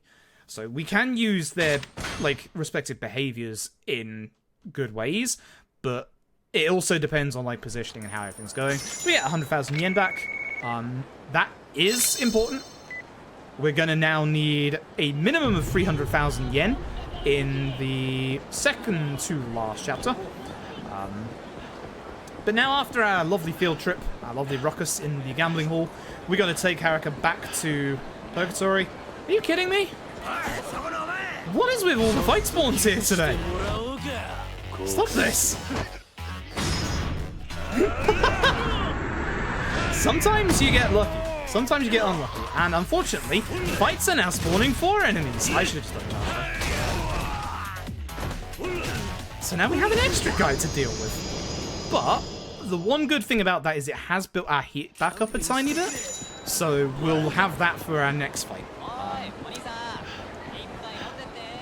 This is I'm having some real bad enemy spawn luck today, which is unusual because usually I have good enemy spawns, but that's the way RNG works, isn't it? We don't have as many ways of dealing with enemies in this game as we do with the others. In the new engine, there are vending machines littered around the city that you can use to despawn anything and everything. It's amazing. Actually, Kiryu. I wonder. I possibly could have used Haricot there to despawn them. So that's on me. I should have thought about that. Because I just realized when doing this explanation that NPCs don't despawn enemies, but they despawn their aggro. So what we can do is we can let the enemies practically run up to us for a fight, speak to our NPC companion, wait a second so that they all like gather up so that you can just run past them. That can sometimes put them in a glitch state. If you remember with Yakuza 0, where sometimes running enemies into story triggers puts them into a glitch state, where the next enemy encounter automatically aggroes onto you, that can very rarely but sometimes happen here if you do that with NPCs. But it is very rare. So basically, Nishiki turns up. Nishiki is a changed man. He is the one who killed Mizuki. Well, one of his underlings did. He didn't mean to do it. He didn't want it to go down that way. But he's basically gone full on Yakuza. He wants to make it to the top. And he extends a hand to Kiryu to rejoin him and be his right-hand man. And Kiryu's just like, nah. So this is Nishiki's family. They're going to mess me up. But we're going to grab this guy and hopefully knock this side. Good. We want the beast throw. For some reason, sometimes I hit him into the side of the thing. It's annoying. Grab this. Deal the last three. The nice thing is if you get that, they all kind of like sit here. I'd like the table here, preferably, but it doesn't matter. These bastles, for some reason, aren't as good as they were in Yakuza 0. I don't know why, because they should be fine. But they just do a little less damage. It's weird, because this is like the only fight in Serena. There shouldn't be any difference. And we go outside and see one of Nishiki's generals. Goes by the name of Shindo. Shindo's annoying. Shindo has a katana. I'm going to do the correct thing and throw him over here where there aren't 20 enemies. And then I'm going to stab Shindo. Please stab Shindo.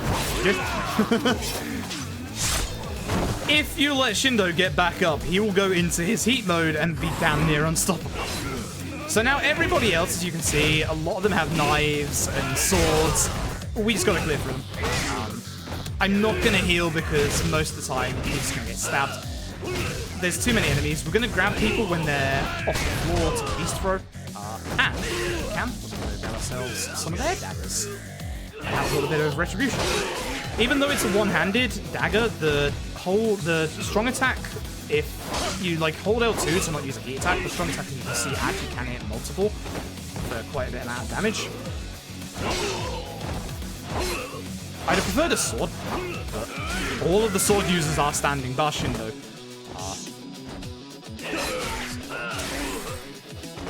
Yeah.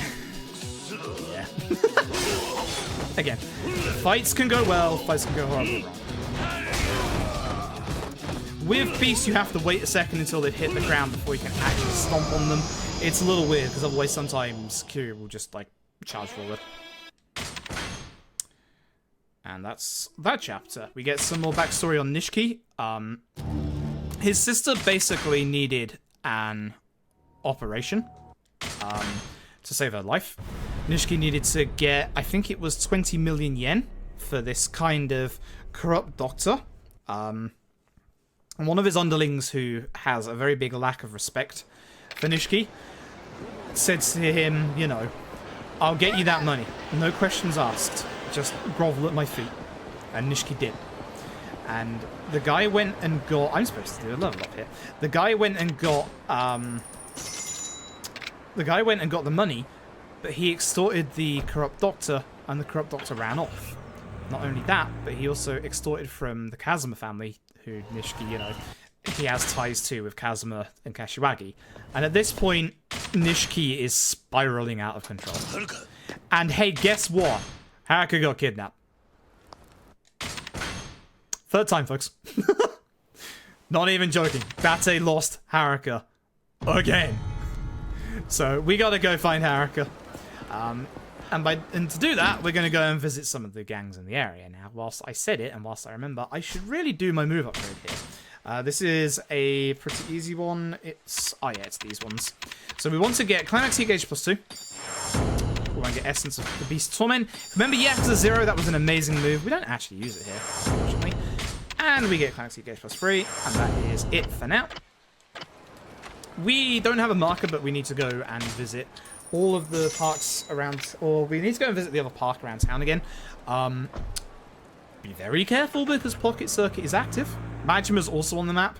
This is one of those chapters where we have to go around a lot of Kamurocho, so there's a high chance that we're going to see Majima at some point.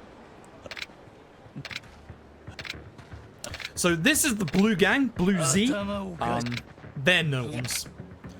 We're basically asking for Haricot. They don't know. But they want to fight us anyway, because, you know, gangs in Kamurocho. So we're going to grab him, we're going to throw him.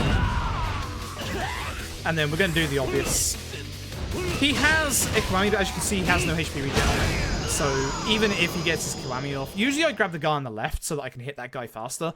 I keep grabbing him for some reason. It's causing me to lose a little bit of time, like 3 or 4 seconds or so. But basically, his Kiwami doesn't do anything.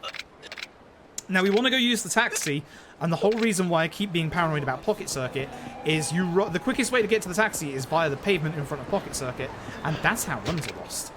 We need to go to Pink Street, we need to go and see the White Gang, and the quickest way, again, to go there is actually this way this time. Unlike the way from the top right, which I almost went to. Old habits die hard, apparently. We basically want to go this way because it gets us to them quicker. I'm keeping an eye for... You're not Majima, thank God. I thought that was Majima for a second. Until his model popped in, I thought this guy on the left was Majima. But the nice thing was, we actually aggroed a group of enemies to the right. So even if that was Majima, we were safe.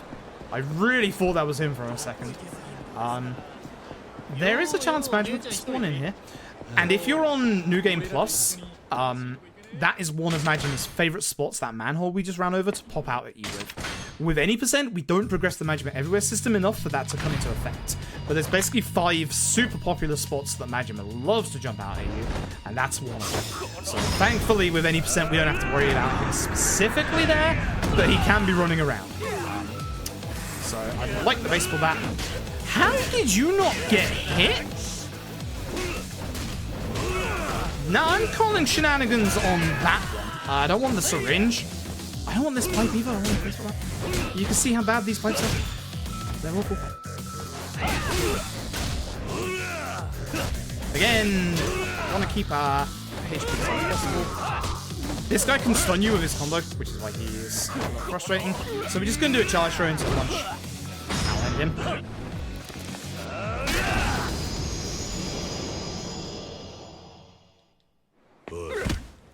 So we ask him where Haricot is, and he knows that the Red Gang took her.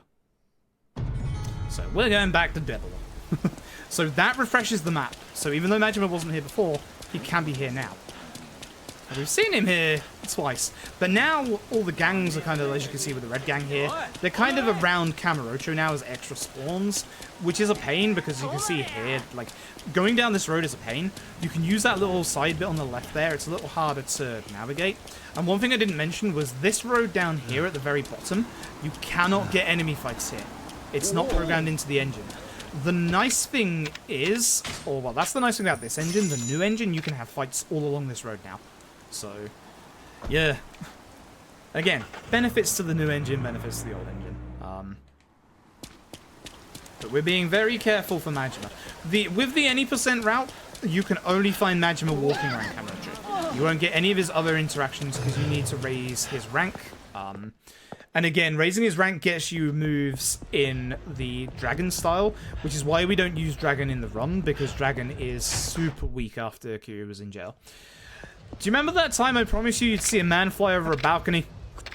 I'm about to deliver. So this is the Bloody Eye. That's their gang name. This unfortunate sod needs to go deliver a message for us.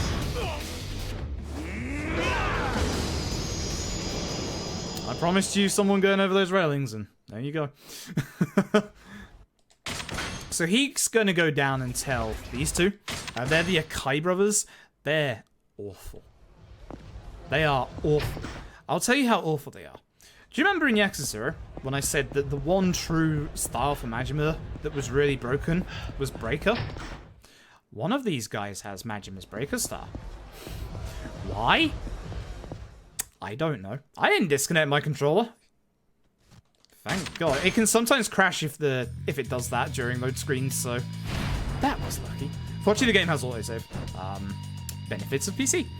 So we're gonna grab Matey Boy here. We're gonna throw him. We're gonna get hit by the younger brother, and we're just gonna stab the younger brother because, or the elder brother, which is him, who has Majima's style, because I don't like the fact that you just interrupted me from killing your brother. Now, we're going to build up our heat. We want to be careful of this guy behind us with the stun gun. The stun gun guy's basic attack is faster, as you can see, than your normal attacks with Feast. So you have to be very careful. Somehow, I didn't hit him, and somehow he didn't hit me. So again, we'll grab the younger brother, the large lad, or anyone will do, actually. We just need to get the charge throw up. And there goes the other part. And now we just kill these guys. I'm going to... Because we're in a marathon and I'm very worried about my HP right now, we're going to come up here and grab these Stamman. Royale! Stand-down royales are very good. Very, very, very good. We'll be picking up a few of them in the run, but for now, I'm very, very worried about the HP. So I'm just going to take it for safety, because, you know, marathon run and all that, we don't want to lose time, etc. I'd rather, like, waste the time to get an extra heal, use the heal in battle, than lose a fight and, like, need an extra 30 seconds to redo the fight. There's going to be a couple of long fights later. So you can see the guys are actually aggro. They're attacking faster than I am with Beast. That's the only problem with Beast. Beast is very OP, but again, aggro guys can really mess you up amongst other people.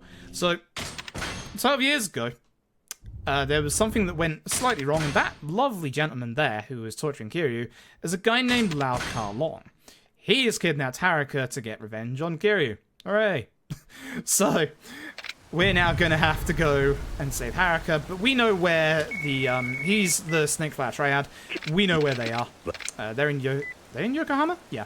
So we're going to go there. I like putting my camera here to see if Majima's, like, here. Majima can spawn on this street, because he's Majima and he loves the attention, as I said. We're basically going to be running out of Majima opportunities for the next few chapters, because the chapter after this one, we're not going to be in Kamurocho.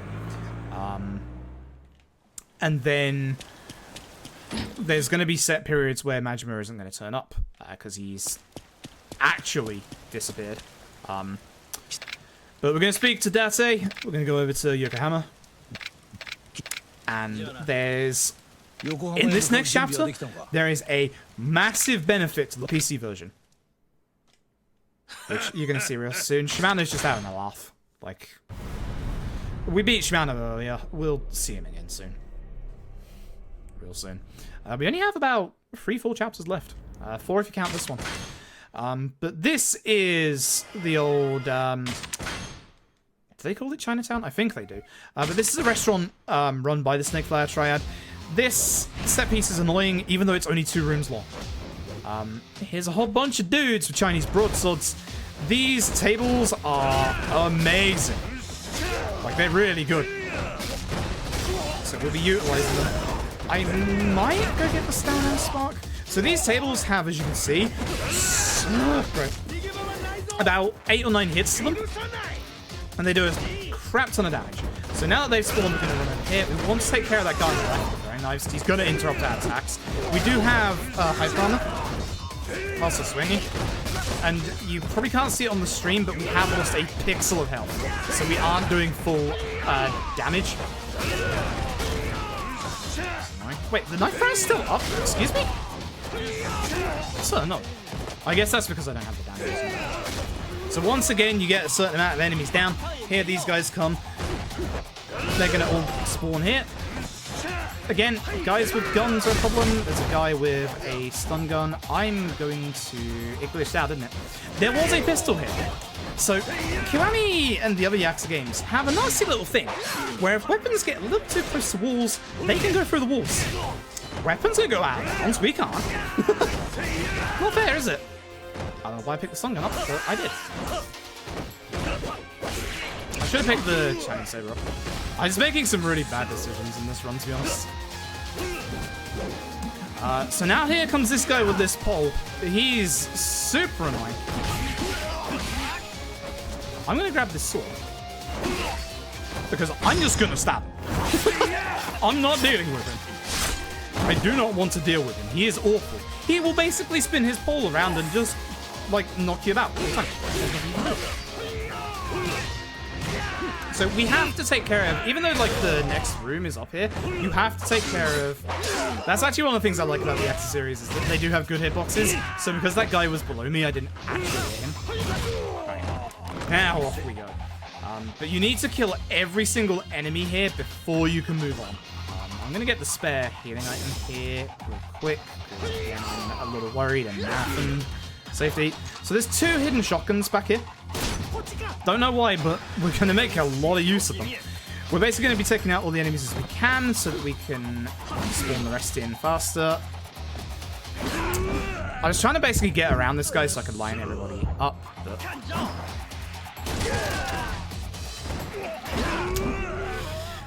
damn. So we got one more shotgun left. Whoops. I'm going to grab the Stamina Royale on the way through.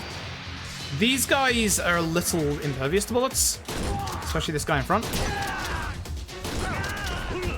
So we're just going to do, as you know, the old-fashioned way. That should kill. Good. And then we're going to go find Haricot. So before we jump in there, we're going to heal. We're going to use a Stamina Royale so we get some heat back. And we're going to change to Beast, of course. You know how this works. So Haricot has a lot of HP bars, but you can probably imagine what's about to happen. Normally, or sometimes I'd consider using a Goemon on him here, but I have used an extra one. So I'm going to just use the old strat, which is basically punch him in the face. Like that strat. Now, he has to go through all of his forms where his weapons break, and they happen at like set HP intervals. And we might actually need a Goemon hit for the last hit anyway if this messes up.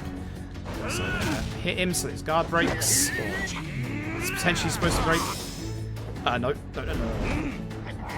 I messed up. Hang on.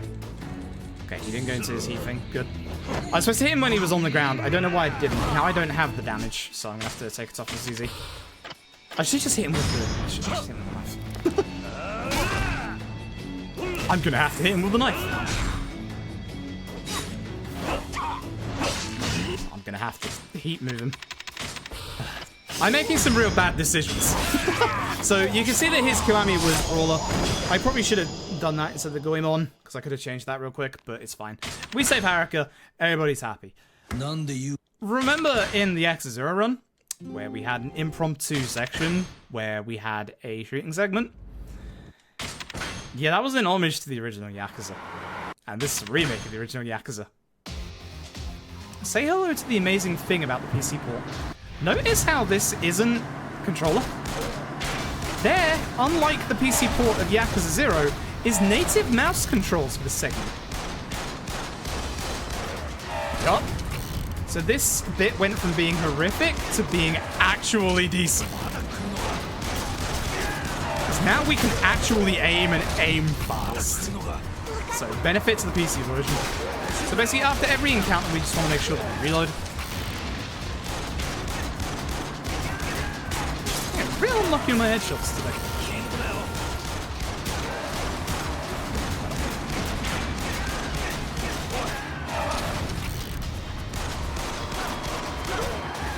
Let's go for it past me. So again, here just swapping sides, which has to happen. Cool. So again, just like with Zeros, with this part, you only have to kill this guy and the driver. So because this is going fast, they're getting a little weird, and like the vehicles aren't like in position because of like the kind of like the scrolling level. Not dead, by the way.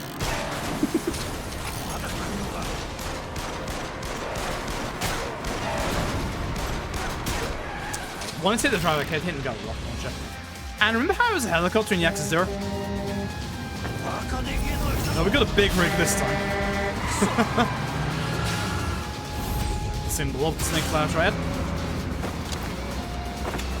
Yes, that man has a rocket launcher. So we're gonna... The only ones we have to take care of here are all the ones on the top floor. Once we get this guy to about half HP, the truck's gonna pull forward and we can't hit him anymore. Again, anytime you get shot or hit, it basically staggers you. So you want to be extra careful. If you're on a harder difficulty setting, you really want to take care of rocket guys first. If you're on a harder difficulty setting, don't do what I'm doing. Because the enemies will actually just straight up kill you. But you can see that we barely lost any HP, which is nice. Yeah, my headshots are not going great. And time for the final boss.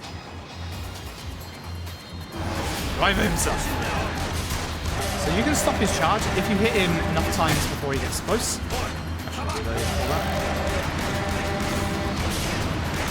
That was close. That was very close.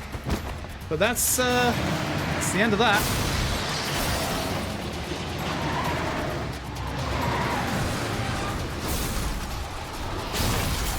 Ah, somebody didn't put the lid on his water bottle on properly. That'd be me. Whoops. At least I didn't spill it all over the PC. Anyway, so Nishiki's spiraling out of control.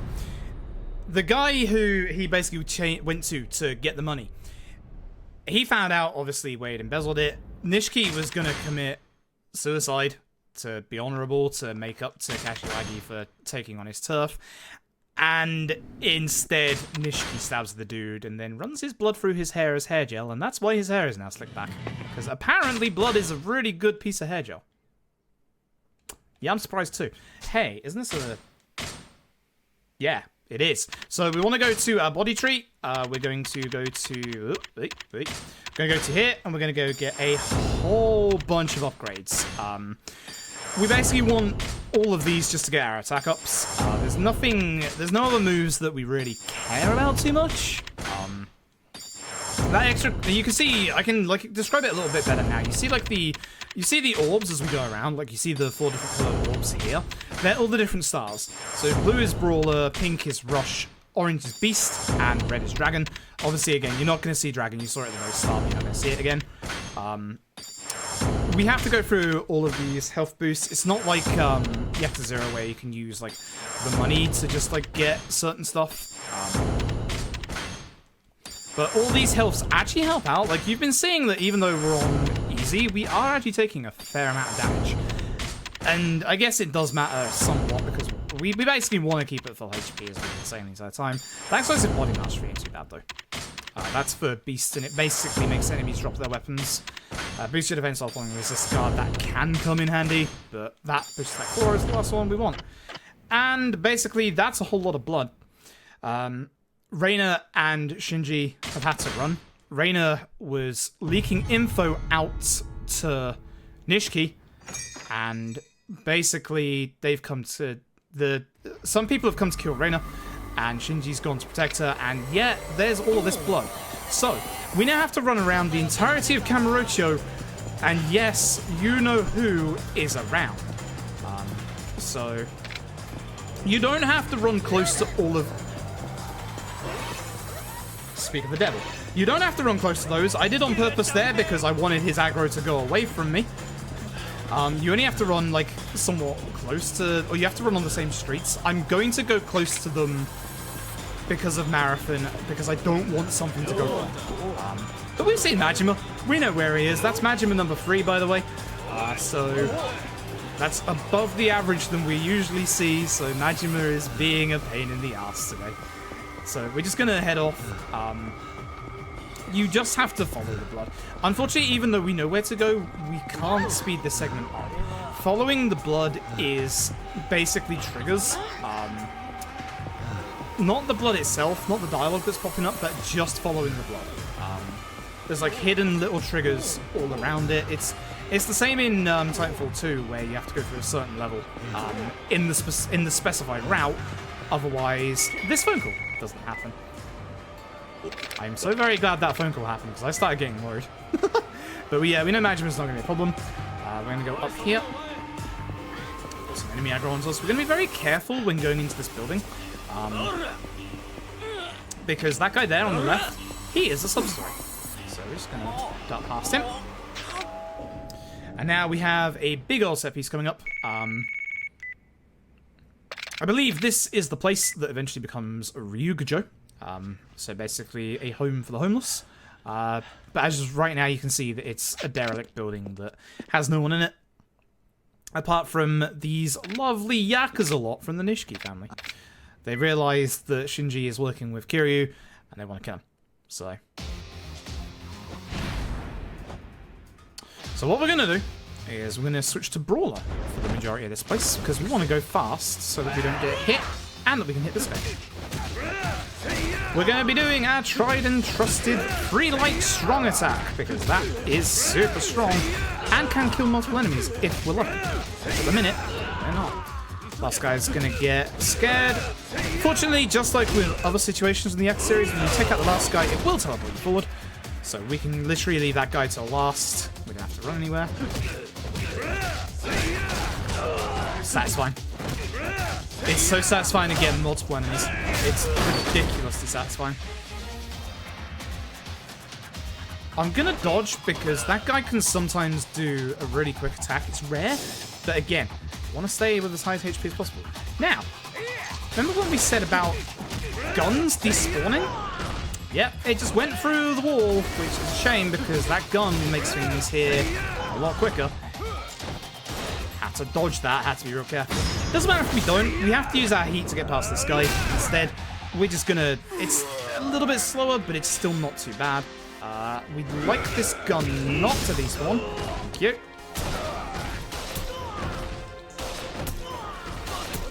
Guns are good. Guns are very good.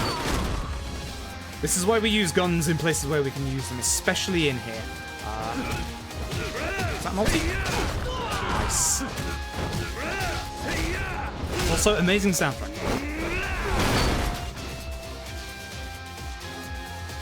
So we're going to spawn some gun guys here. Two of them are going to sit together, and then there's going to be a normal guy. Normally the normal guy doesn't get aggro. Hopefully he won't this time. Let's hit the gun guy, but that's fine. I'm glad you didn't hit me there. I shouldn't have used the gun here, but we only need 3 bullets in the next room. It just would have given me a little bit of a buffer. Please fire the gun. I accidentally fired 2 bullets. Whoops. That's fine though, because I wanted to get rid of that gun before we got to the roof. There's a guy around this corner to the left that we do have to be a tiny bit careful of. That'd be the guy. And then we have one more floor. Take care of these guys. 2. Shen. And one final guy around this corner. Cool. In here, we've got a lovely lad with a shotgun. It doesn't matter. And out here around this corner is another guy who's real close and can hit us and get rid of our HP. So we're hoping that doesn't happen. He attacks really fast for being a large lad as well. So again, we're going to hope that we get the gun, but usually like that, it will go just into the out of bounds. So we can't actually grab the gun. Which means we don't have a gun for this first lad, so we have to be a little quick on our feet, but it's not too bad. Hopefully we get his gun. We really want this one because just in case he fires.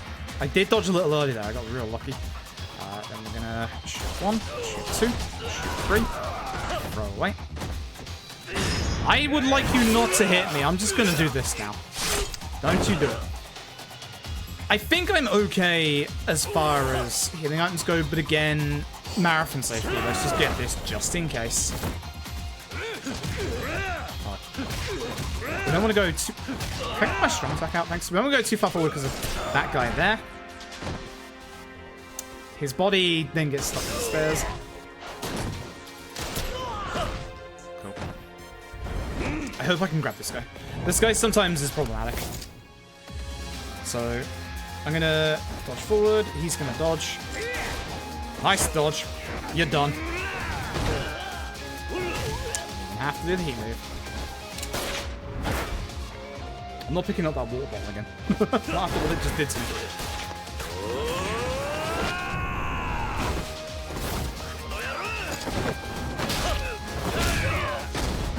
Yep. Pretty cool. So, hope you're ready, because here comes Arase. You're not going to get to hear much of this amazing song. Okay. So, we're going to grab this poor sod here. Do a chance, right?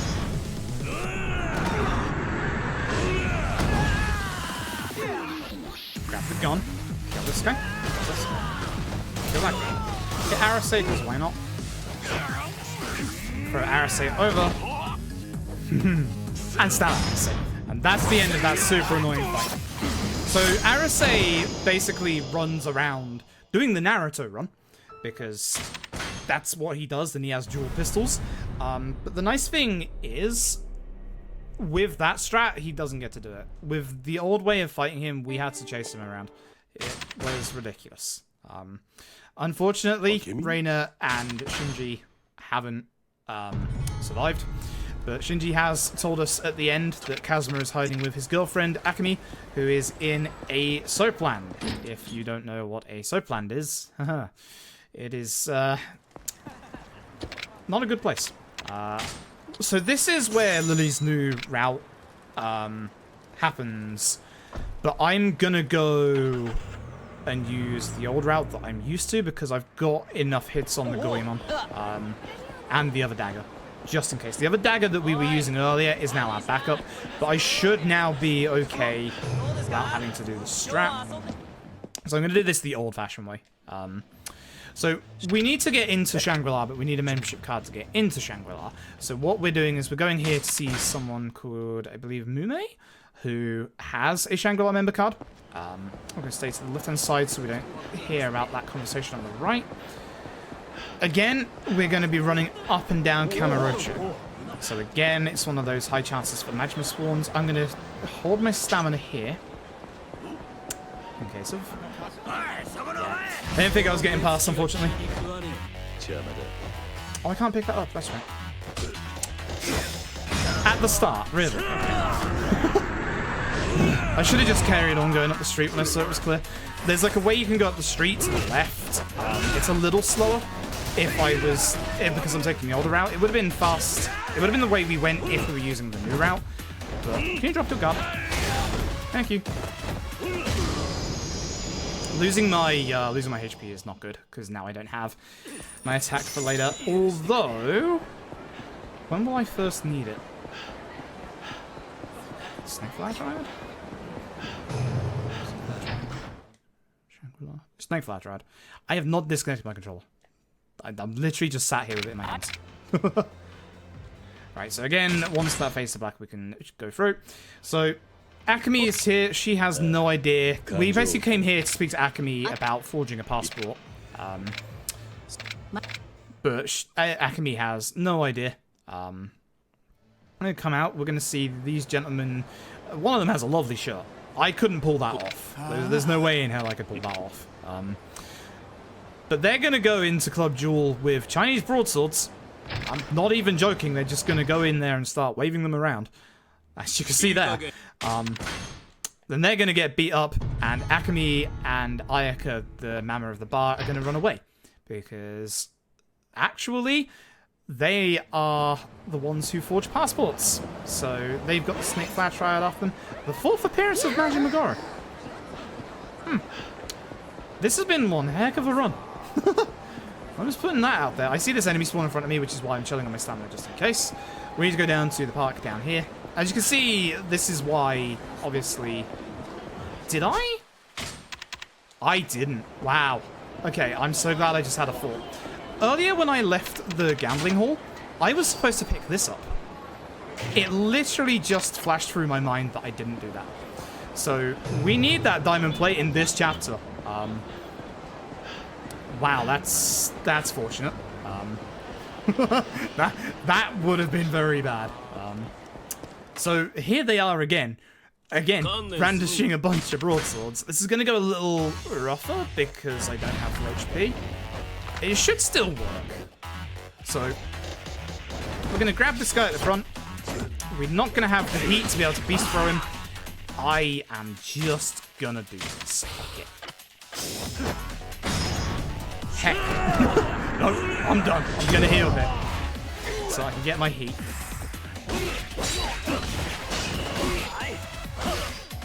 So we can't hit this guy just yet. We don't have heat to be able to. Again, what I used to do was grab that bottle there. Bottles are interesting in that the first hit, as you saw there, is blunt.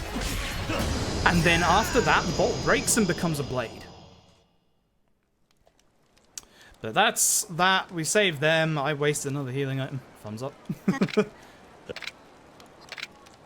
And they're going to confirm that they're the ones that make the passports. They're going to make a passport for us in thanks of us saving them. That's the last time you'll see the Snake Flower Triad in this game. And we're going to head off back to see them. Be careful of the left here, because there is a conversation about Pocket Circuit. The amazing, the wonderful Pocket Circuit. But that will delay us a tiny bit. So we're going to go over. Hopefully no fight spawn around here. There is, but it's on the left. It's them attacking that civilian, so that's good. I had to be very careful when I hit my sprint there because I could have accidentally, like, spoken to that conversation. And that's everything. 2 secs. Oh. Isn't it always the way that, you know, starts itching in the most inappropriate times? So, we've now got the fake passport. The forger confirms to us that actually it was because of Kazuma. Kazuma is keeping them protected. That's why they're able to do it. For some reason, you can't move at the start here. And I have had Majima spawn here with this bad camera angle. Had that happen earlier today, it's a bit rough. But now we go back and we've got the passport to go and get the Shangri-La membership card. That's a good enemy aggro. I'm actually going to let it aggro onto me so that I can go around this corner and hopefully not find anyone. That's good. Again, stick to this side of the road so we don't trigger that extra dialogue to the left. And we're back here. Now, unfortunately, she sold the Shangri-La membership card off, even though, you know, she knows that we wanted it. And we were doing her a favor. So, Shinmei, unfortunately, has given it to a guy who works at the men's entertainment booth. Now, the trouble is, she sold it for 500,000 yen.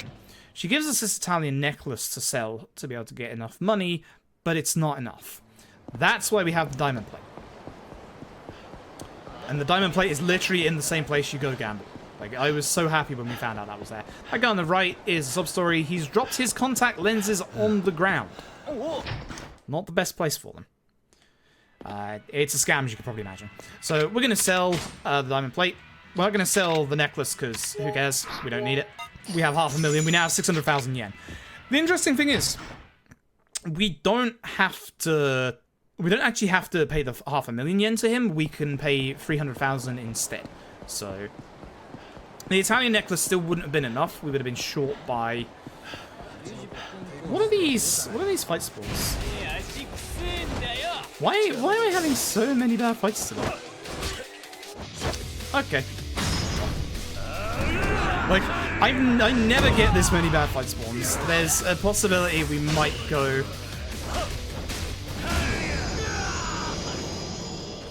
Why did he just have a heat? Why did he just have a Kiwami? Why was there the sound and he had a Kiwami? That doesn't make sense. He's a normal enemy. What? Why is the game breaking all of a sudden?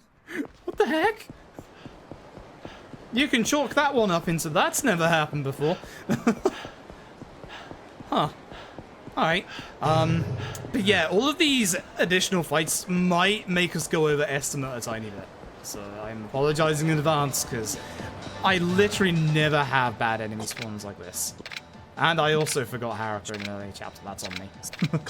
So, as we said, we can actually buy the passport or the membership card off him for 300,000 yen instead. In Lily's new route, we do that so that we can buy 2 shotguns. The shotguns are a little like longer to get, but the upside to that is they absolutely cleave through enemies. Now, this is one of the moments where Majima isn't on the map. Because we're going to be getting a Kiwami-specific fight in a second. Please no fight spawn here. It's actually that guy on the right that's walking away. That's very good. But basically, what happens in the original Yakuza 1, if you remember at the end of the batting center, Majima basically gets stabbed and goes to the hospital. For the sake of this game with the Majima Everywhere system, he doesn't go to the hospital, and we basically need to make him go to the hospital.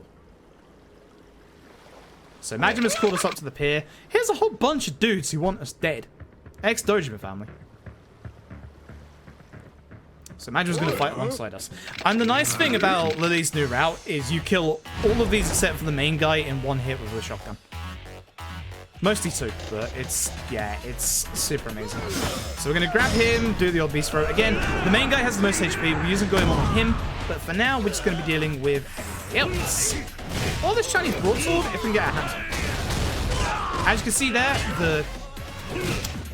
the charge attack on Beast is so disgustingly strong. That's the main guy there. I want to be careful not to knock him onto the ground. He has a gun. You can see he's kind of pistol whipping us with it. If we knock him onto the ground, he has a move where he gets up and kind of does like a triple attack. Okay, we really don't want Majima to hit him with that move because he will get knocked about. But this should be fine, I hope, even without poison.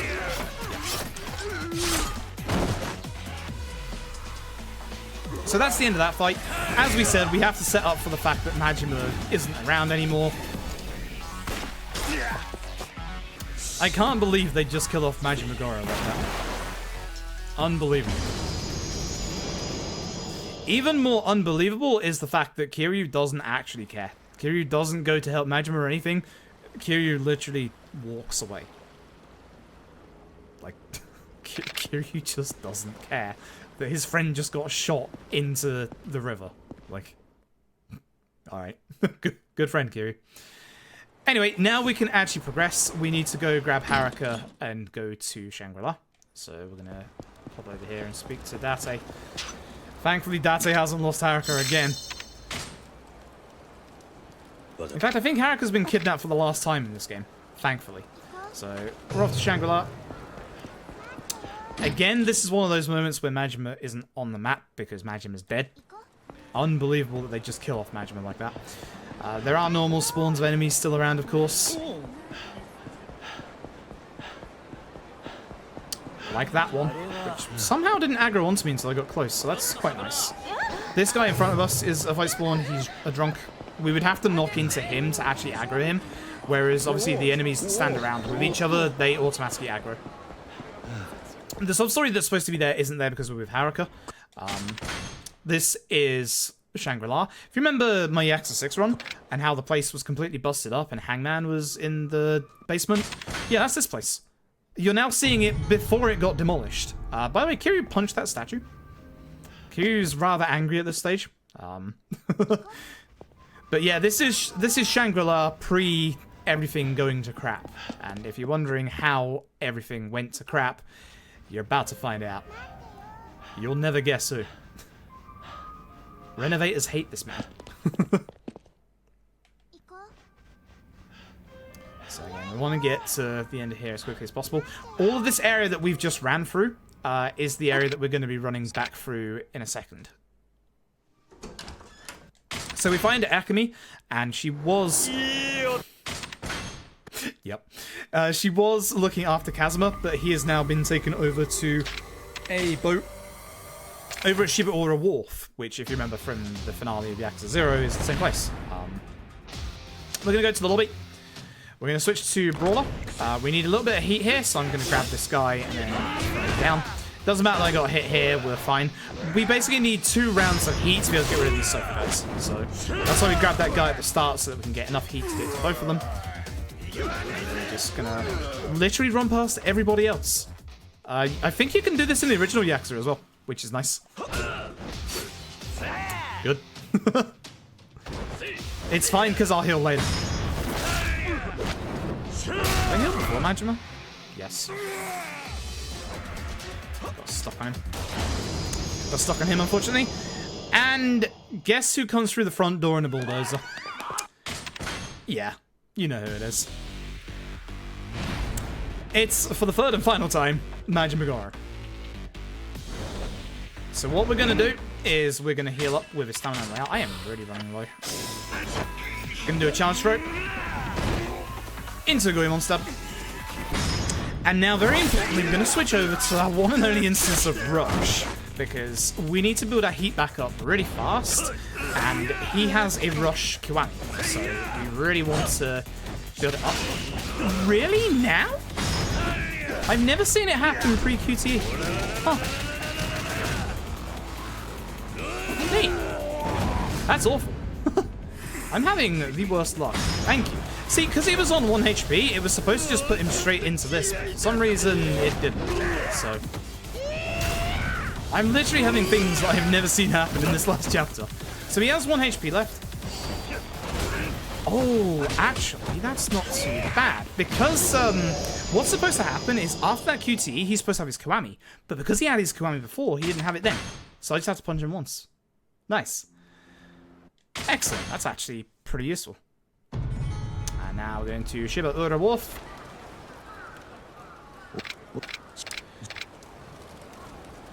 Right, so there's a whole bunch of plot exposition about to happen that I definitely don't remember. But basically, we're going to meet up with Kazuma. We're going to meet up with a certain Terada, who if you saw my Kiwami 2 run, you will remember him. But they're on this boat. Terada is a member of the Omi. He has come to help Kazuma because Kazuma is his friend. And basically, we get name-dropped Harika's father, a man named Jingu. Jingu was working originally with Sarah to get the money. But Jingu wants to take the money to the Omi, whereas obviously Sarah's been using it to build it up for the Tojo. Essentially, Jingu is also Harika's father. We also find out, surprise, surprise, Nishiki was the one that had Kazuma shot. Nishiki and his ambitions want to take him to the top of the Tojo, so Nishiki is literally just going to take out anyone and everyone. And we find out that Mizuki isn't Mizuki, but Mizuki is actually Yumi and is actually Harika's mother and is still alive. Yes, important plot dump. So, this part's annoying. This is the Shimano family. Remember the guy with the circuit saw from Zero? Yeah, he's in that crowd. So we're really going to hope that this shotgun doesn't get glitched. That usually happens. I should have dodged first. Don't stab me. So I'm running back this way so I can keep all the enemies together, as you can see. So I can, like, keep hold of them all together in a row and then shotgun them, obviously. Second. Ammo. Circular Saw dude is back with an absolute vengeance. So I want to use the gas canisters on most of them. Obviously not here yet, so I'm just going to use it on him. I could have saved that for a little bit. This won't kill him. I should have tried to do a charge run instead, but it's fine. Or charge run on this guy. Either way, we use the canisters to get rid of them. I think these are two of the last three. You're still alive. Huh. And the last guy should just be the grenade guy who threw one at us earlier. We can get Stamina Royale next to him, which we will. We need to dodge his grenade. We're going to punch him, he's going to drop a grenade. Or not for once. There's finally a stroke of luck in this run. Aye, aye. And guess who turns up? Shimano's back. With his lovely eyebrows. I think in the original he had a cannon. I don't quite remember, but for some reason I have the image of him with a cannon in his head. We're going to run over here. We're going to grab 2 Stamina Royales. We're going to go into our inventory. We're not actually. We're going to hold off for a second. We're going to grab Shimano, just in case that happens. Throw Shimano down. Heal. And go in. And that's, again, goodbye to Shimano. 6 uses of the Goemon left? 5. Okay, that's good. That's good. And now we basically clear up the rest of them.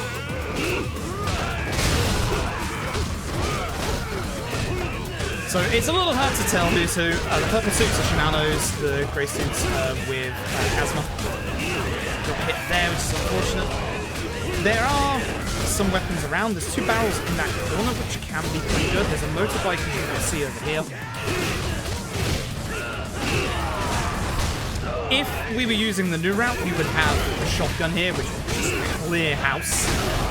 Which is why all the time it takes to go and get the shotgun is negated completely, and why it's a little bit faster. But again, as the new route was only found by Lily, like yesterday or the day before, I thought we'd play Marathon safe and not attempt to do that for only the second time right now. And that's that. So now we are going to be heading into the finale. So we get some backstory. Sarah has left a will. Sarah has a will. That will... Poor Kazuma. That will is supposed to say who is the next chairman of the Tojo. So now that Sarah's dead, somebody out there is the next main head of the Tojo clan. So we're going to go over to Stardust, and we're going to go start off our finale. Earlier, I had Majima spawn on the street. If Majima spawns on the street and is walking towards you, you can't do anything about it. With the old run, with the old version of the run, if that ever happened, which was quite rare but still happened, that's run over. Like, you can't do anything about it. So remember when we needed money like two chapters ago? Yeah. Thanks, Yuya. But now we are going to activate the finale. So, we're now in the end game.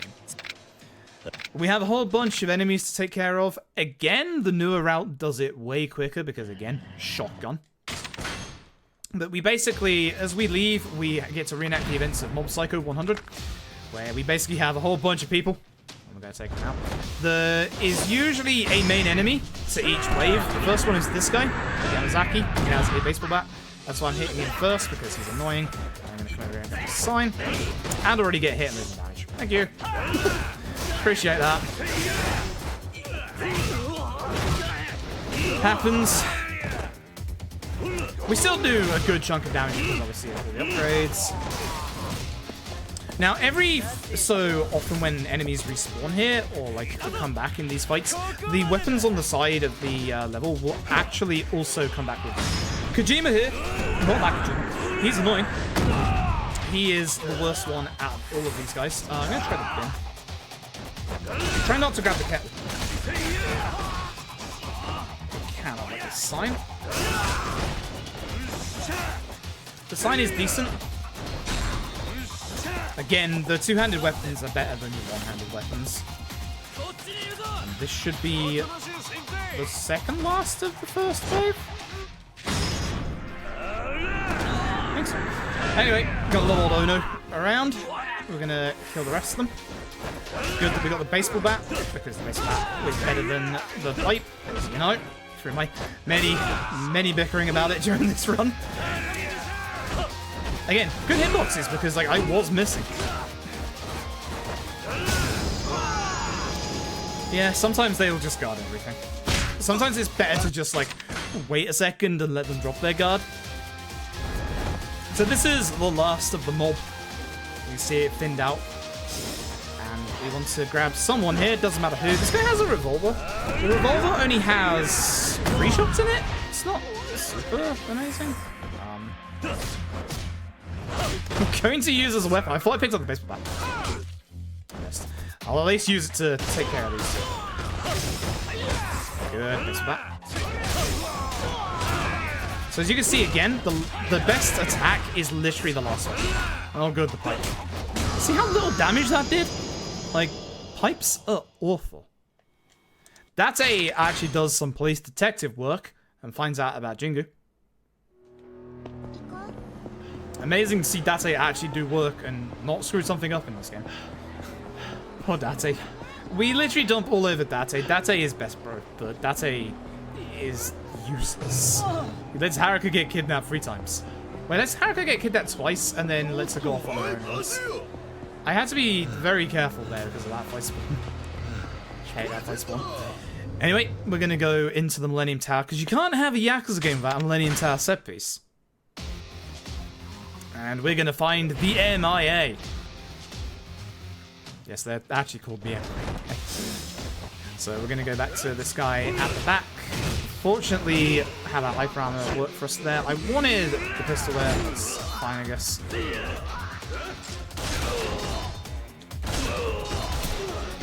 These all have 6 shots. These pistols are really good.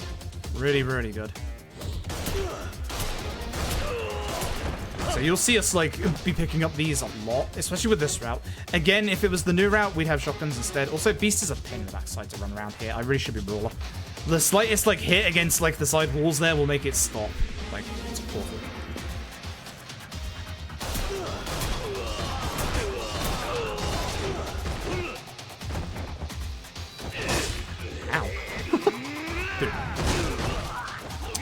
Again, Kiryu, I want Kiryu to pick up the pistol, but he's just locked onto the enemies, even though I'm not, like, holding lock on.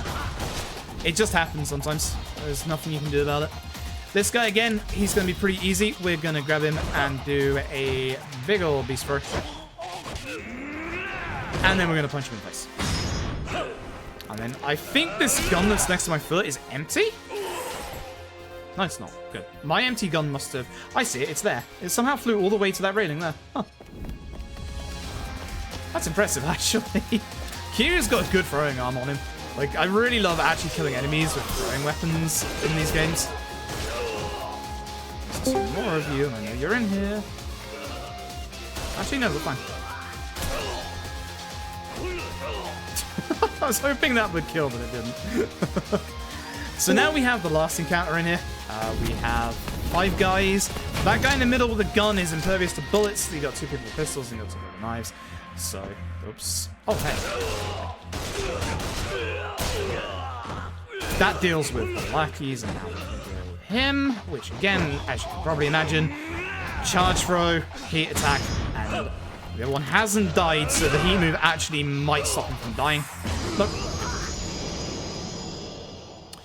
Like I said, guns, OP. So, we have another encounter coming up. There's a whole bunch of plot exposition again. That's Dase's assistant, pseudo assistant. I think they're the same rank.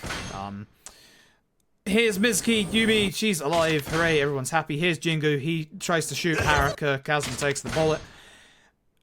Kazuma reveals Sarah's will. Sarah left the will empty so that Kazuma could actually write in it. And the name that Kazuma wrote in it was Kiryu. So Kiryu is the new Tojo chairman. And here's a bunch of Omi because Jingu was going to sell out to the Omi Alliance. I'm going to grab dude here. Beast Throat. The main guy, Murase, is kind of annoying. He has quite a high dodge rate, so we're going to be a little careful of him. We're going to go over here, grab this. Take care of the rest. Again, you can see Murase even dodges mid-combo. There's not a lot of enemies that will actually do that.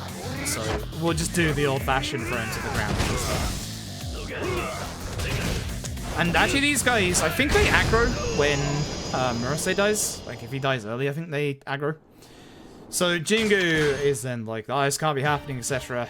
And then we have to kill Jingu. Cute fact here, you can actually shoot Jingu down to 1 HP. Won't kill him, and he'll get his health back.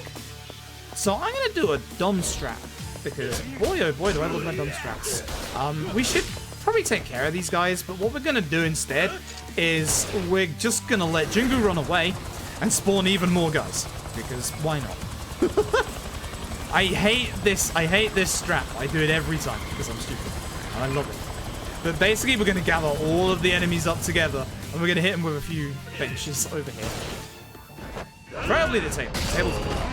Spare stamina royale. Also, they all have guns. Like, I think the vast majority, if not all of them, actually have guns. So again, we're just going to carve through all of them. We have to kill all of the enemies before we can continue. They're really not coming up, which is kind of annoying. That's a shame. Usually they're a bit more aggressive in coming up. Oh. Oh, that was the Sovereign Emblem. That's a shame. Again, Kiryu just didn't pick up the deck chair. It's weird sometimes. Kiryu will do the right thing and Kiryu will do the wrong thing. Using the hyper armor from a move we got. So, the guys with the yellow aura are the first. Hi. That's pretty good. But again, we're just going to do the usual. We're going to shoot him. And switch to Brawler so that we move a bit faster here. I'm going to grab that stamina now. Shoot those guys. Grab all that healing just in case. We shouldn't need this much healing. And again, when you kill the last guy, you get to teleport forward. So we don't want to be able to go forward like that. We're looking for time. Okay, we're looking good. We shouldn't go over rest. So, I hate this fight. Whoops. So what we're going to do is we're going to heal up. Now you can see we have a whole bunch of healing items. We're going to use this to go fast.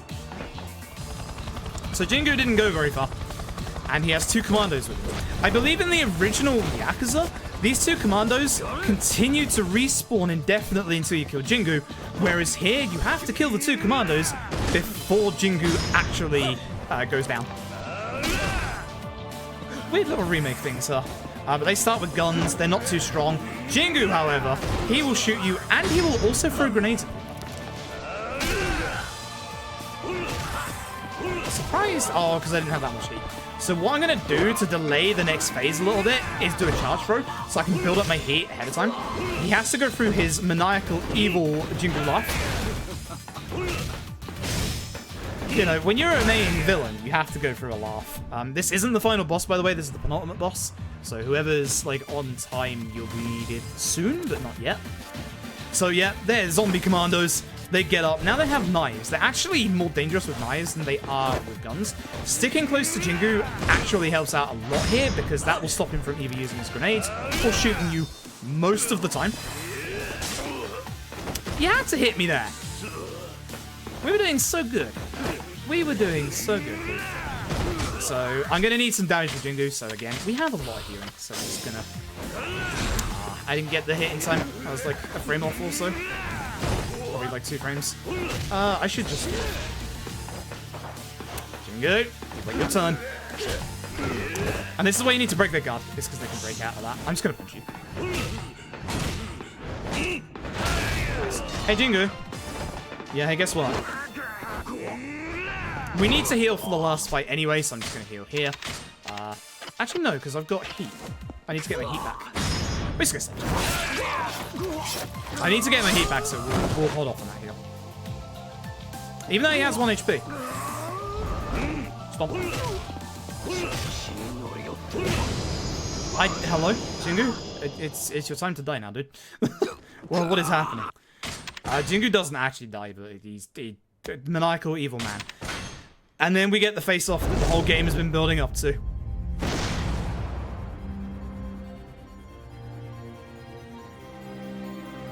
Kiryu versus Nishiki. Bro versus bro.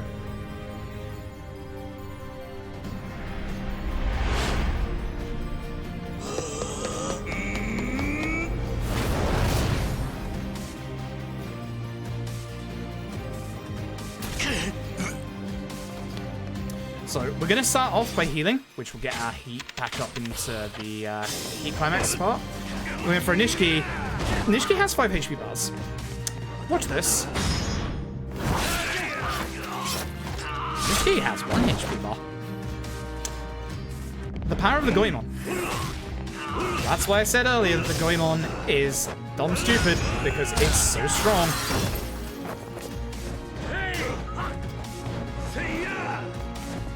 Okay, you're doing that, yep. Sometimes Nishiki will do his his Kiwami here. It is Dragon, so again, we have to have something to combat that, which is the Goemon. Because sometimes he'll do it in the final, and then sometimes he'll just do it. Nishiki, you've been way over QTE range long here. Like, this is bizarre.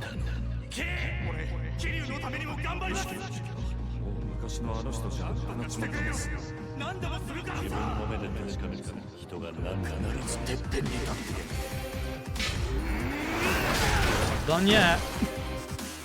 Still going. And now I have a table. Get ready on time because it's going to be in about 45 seconds.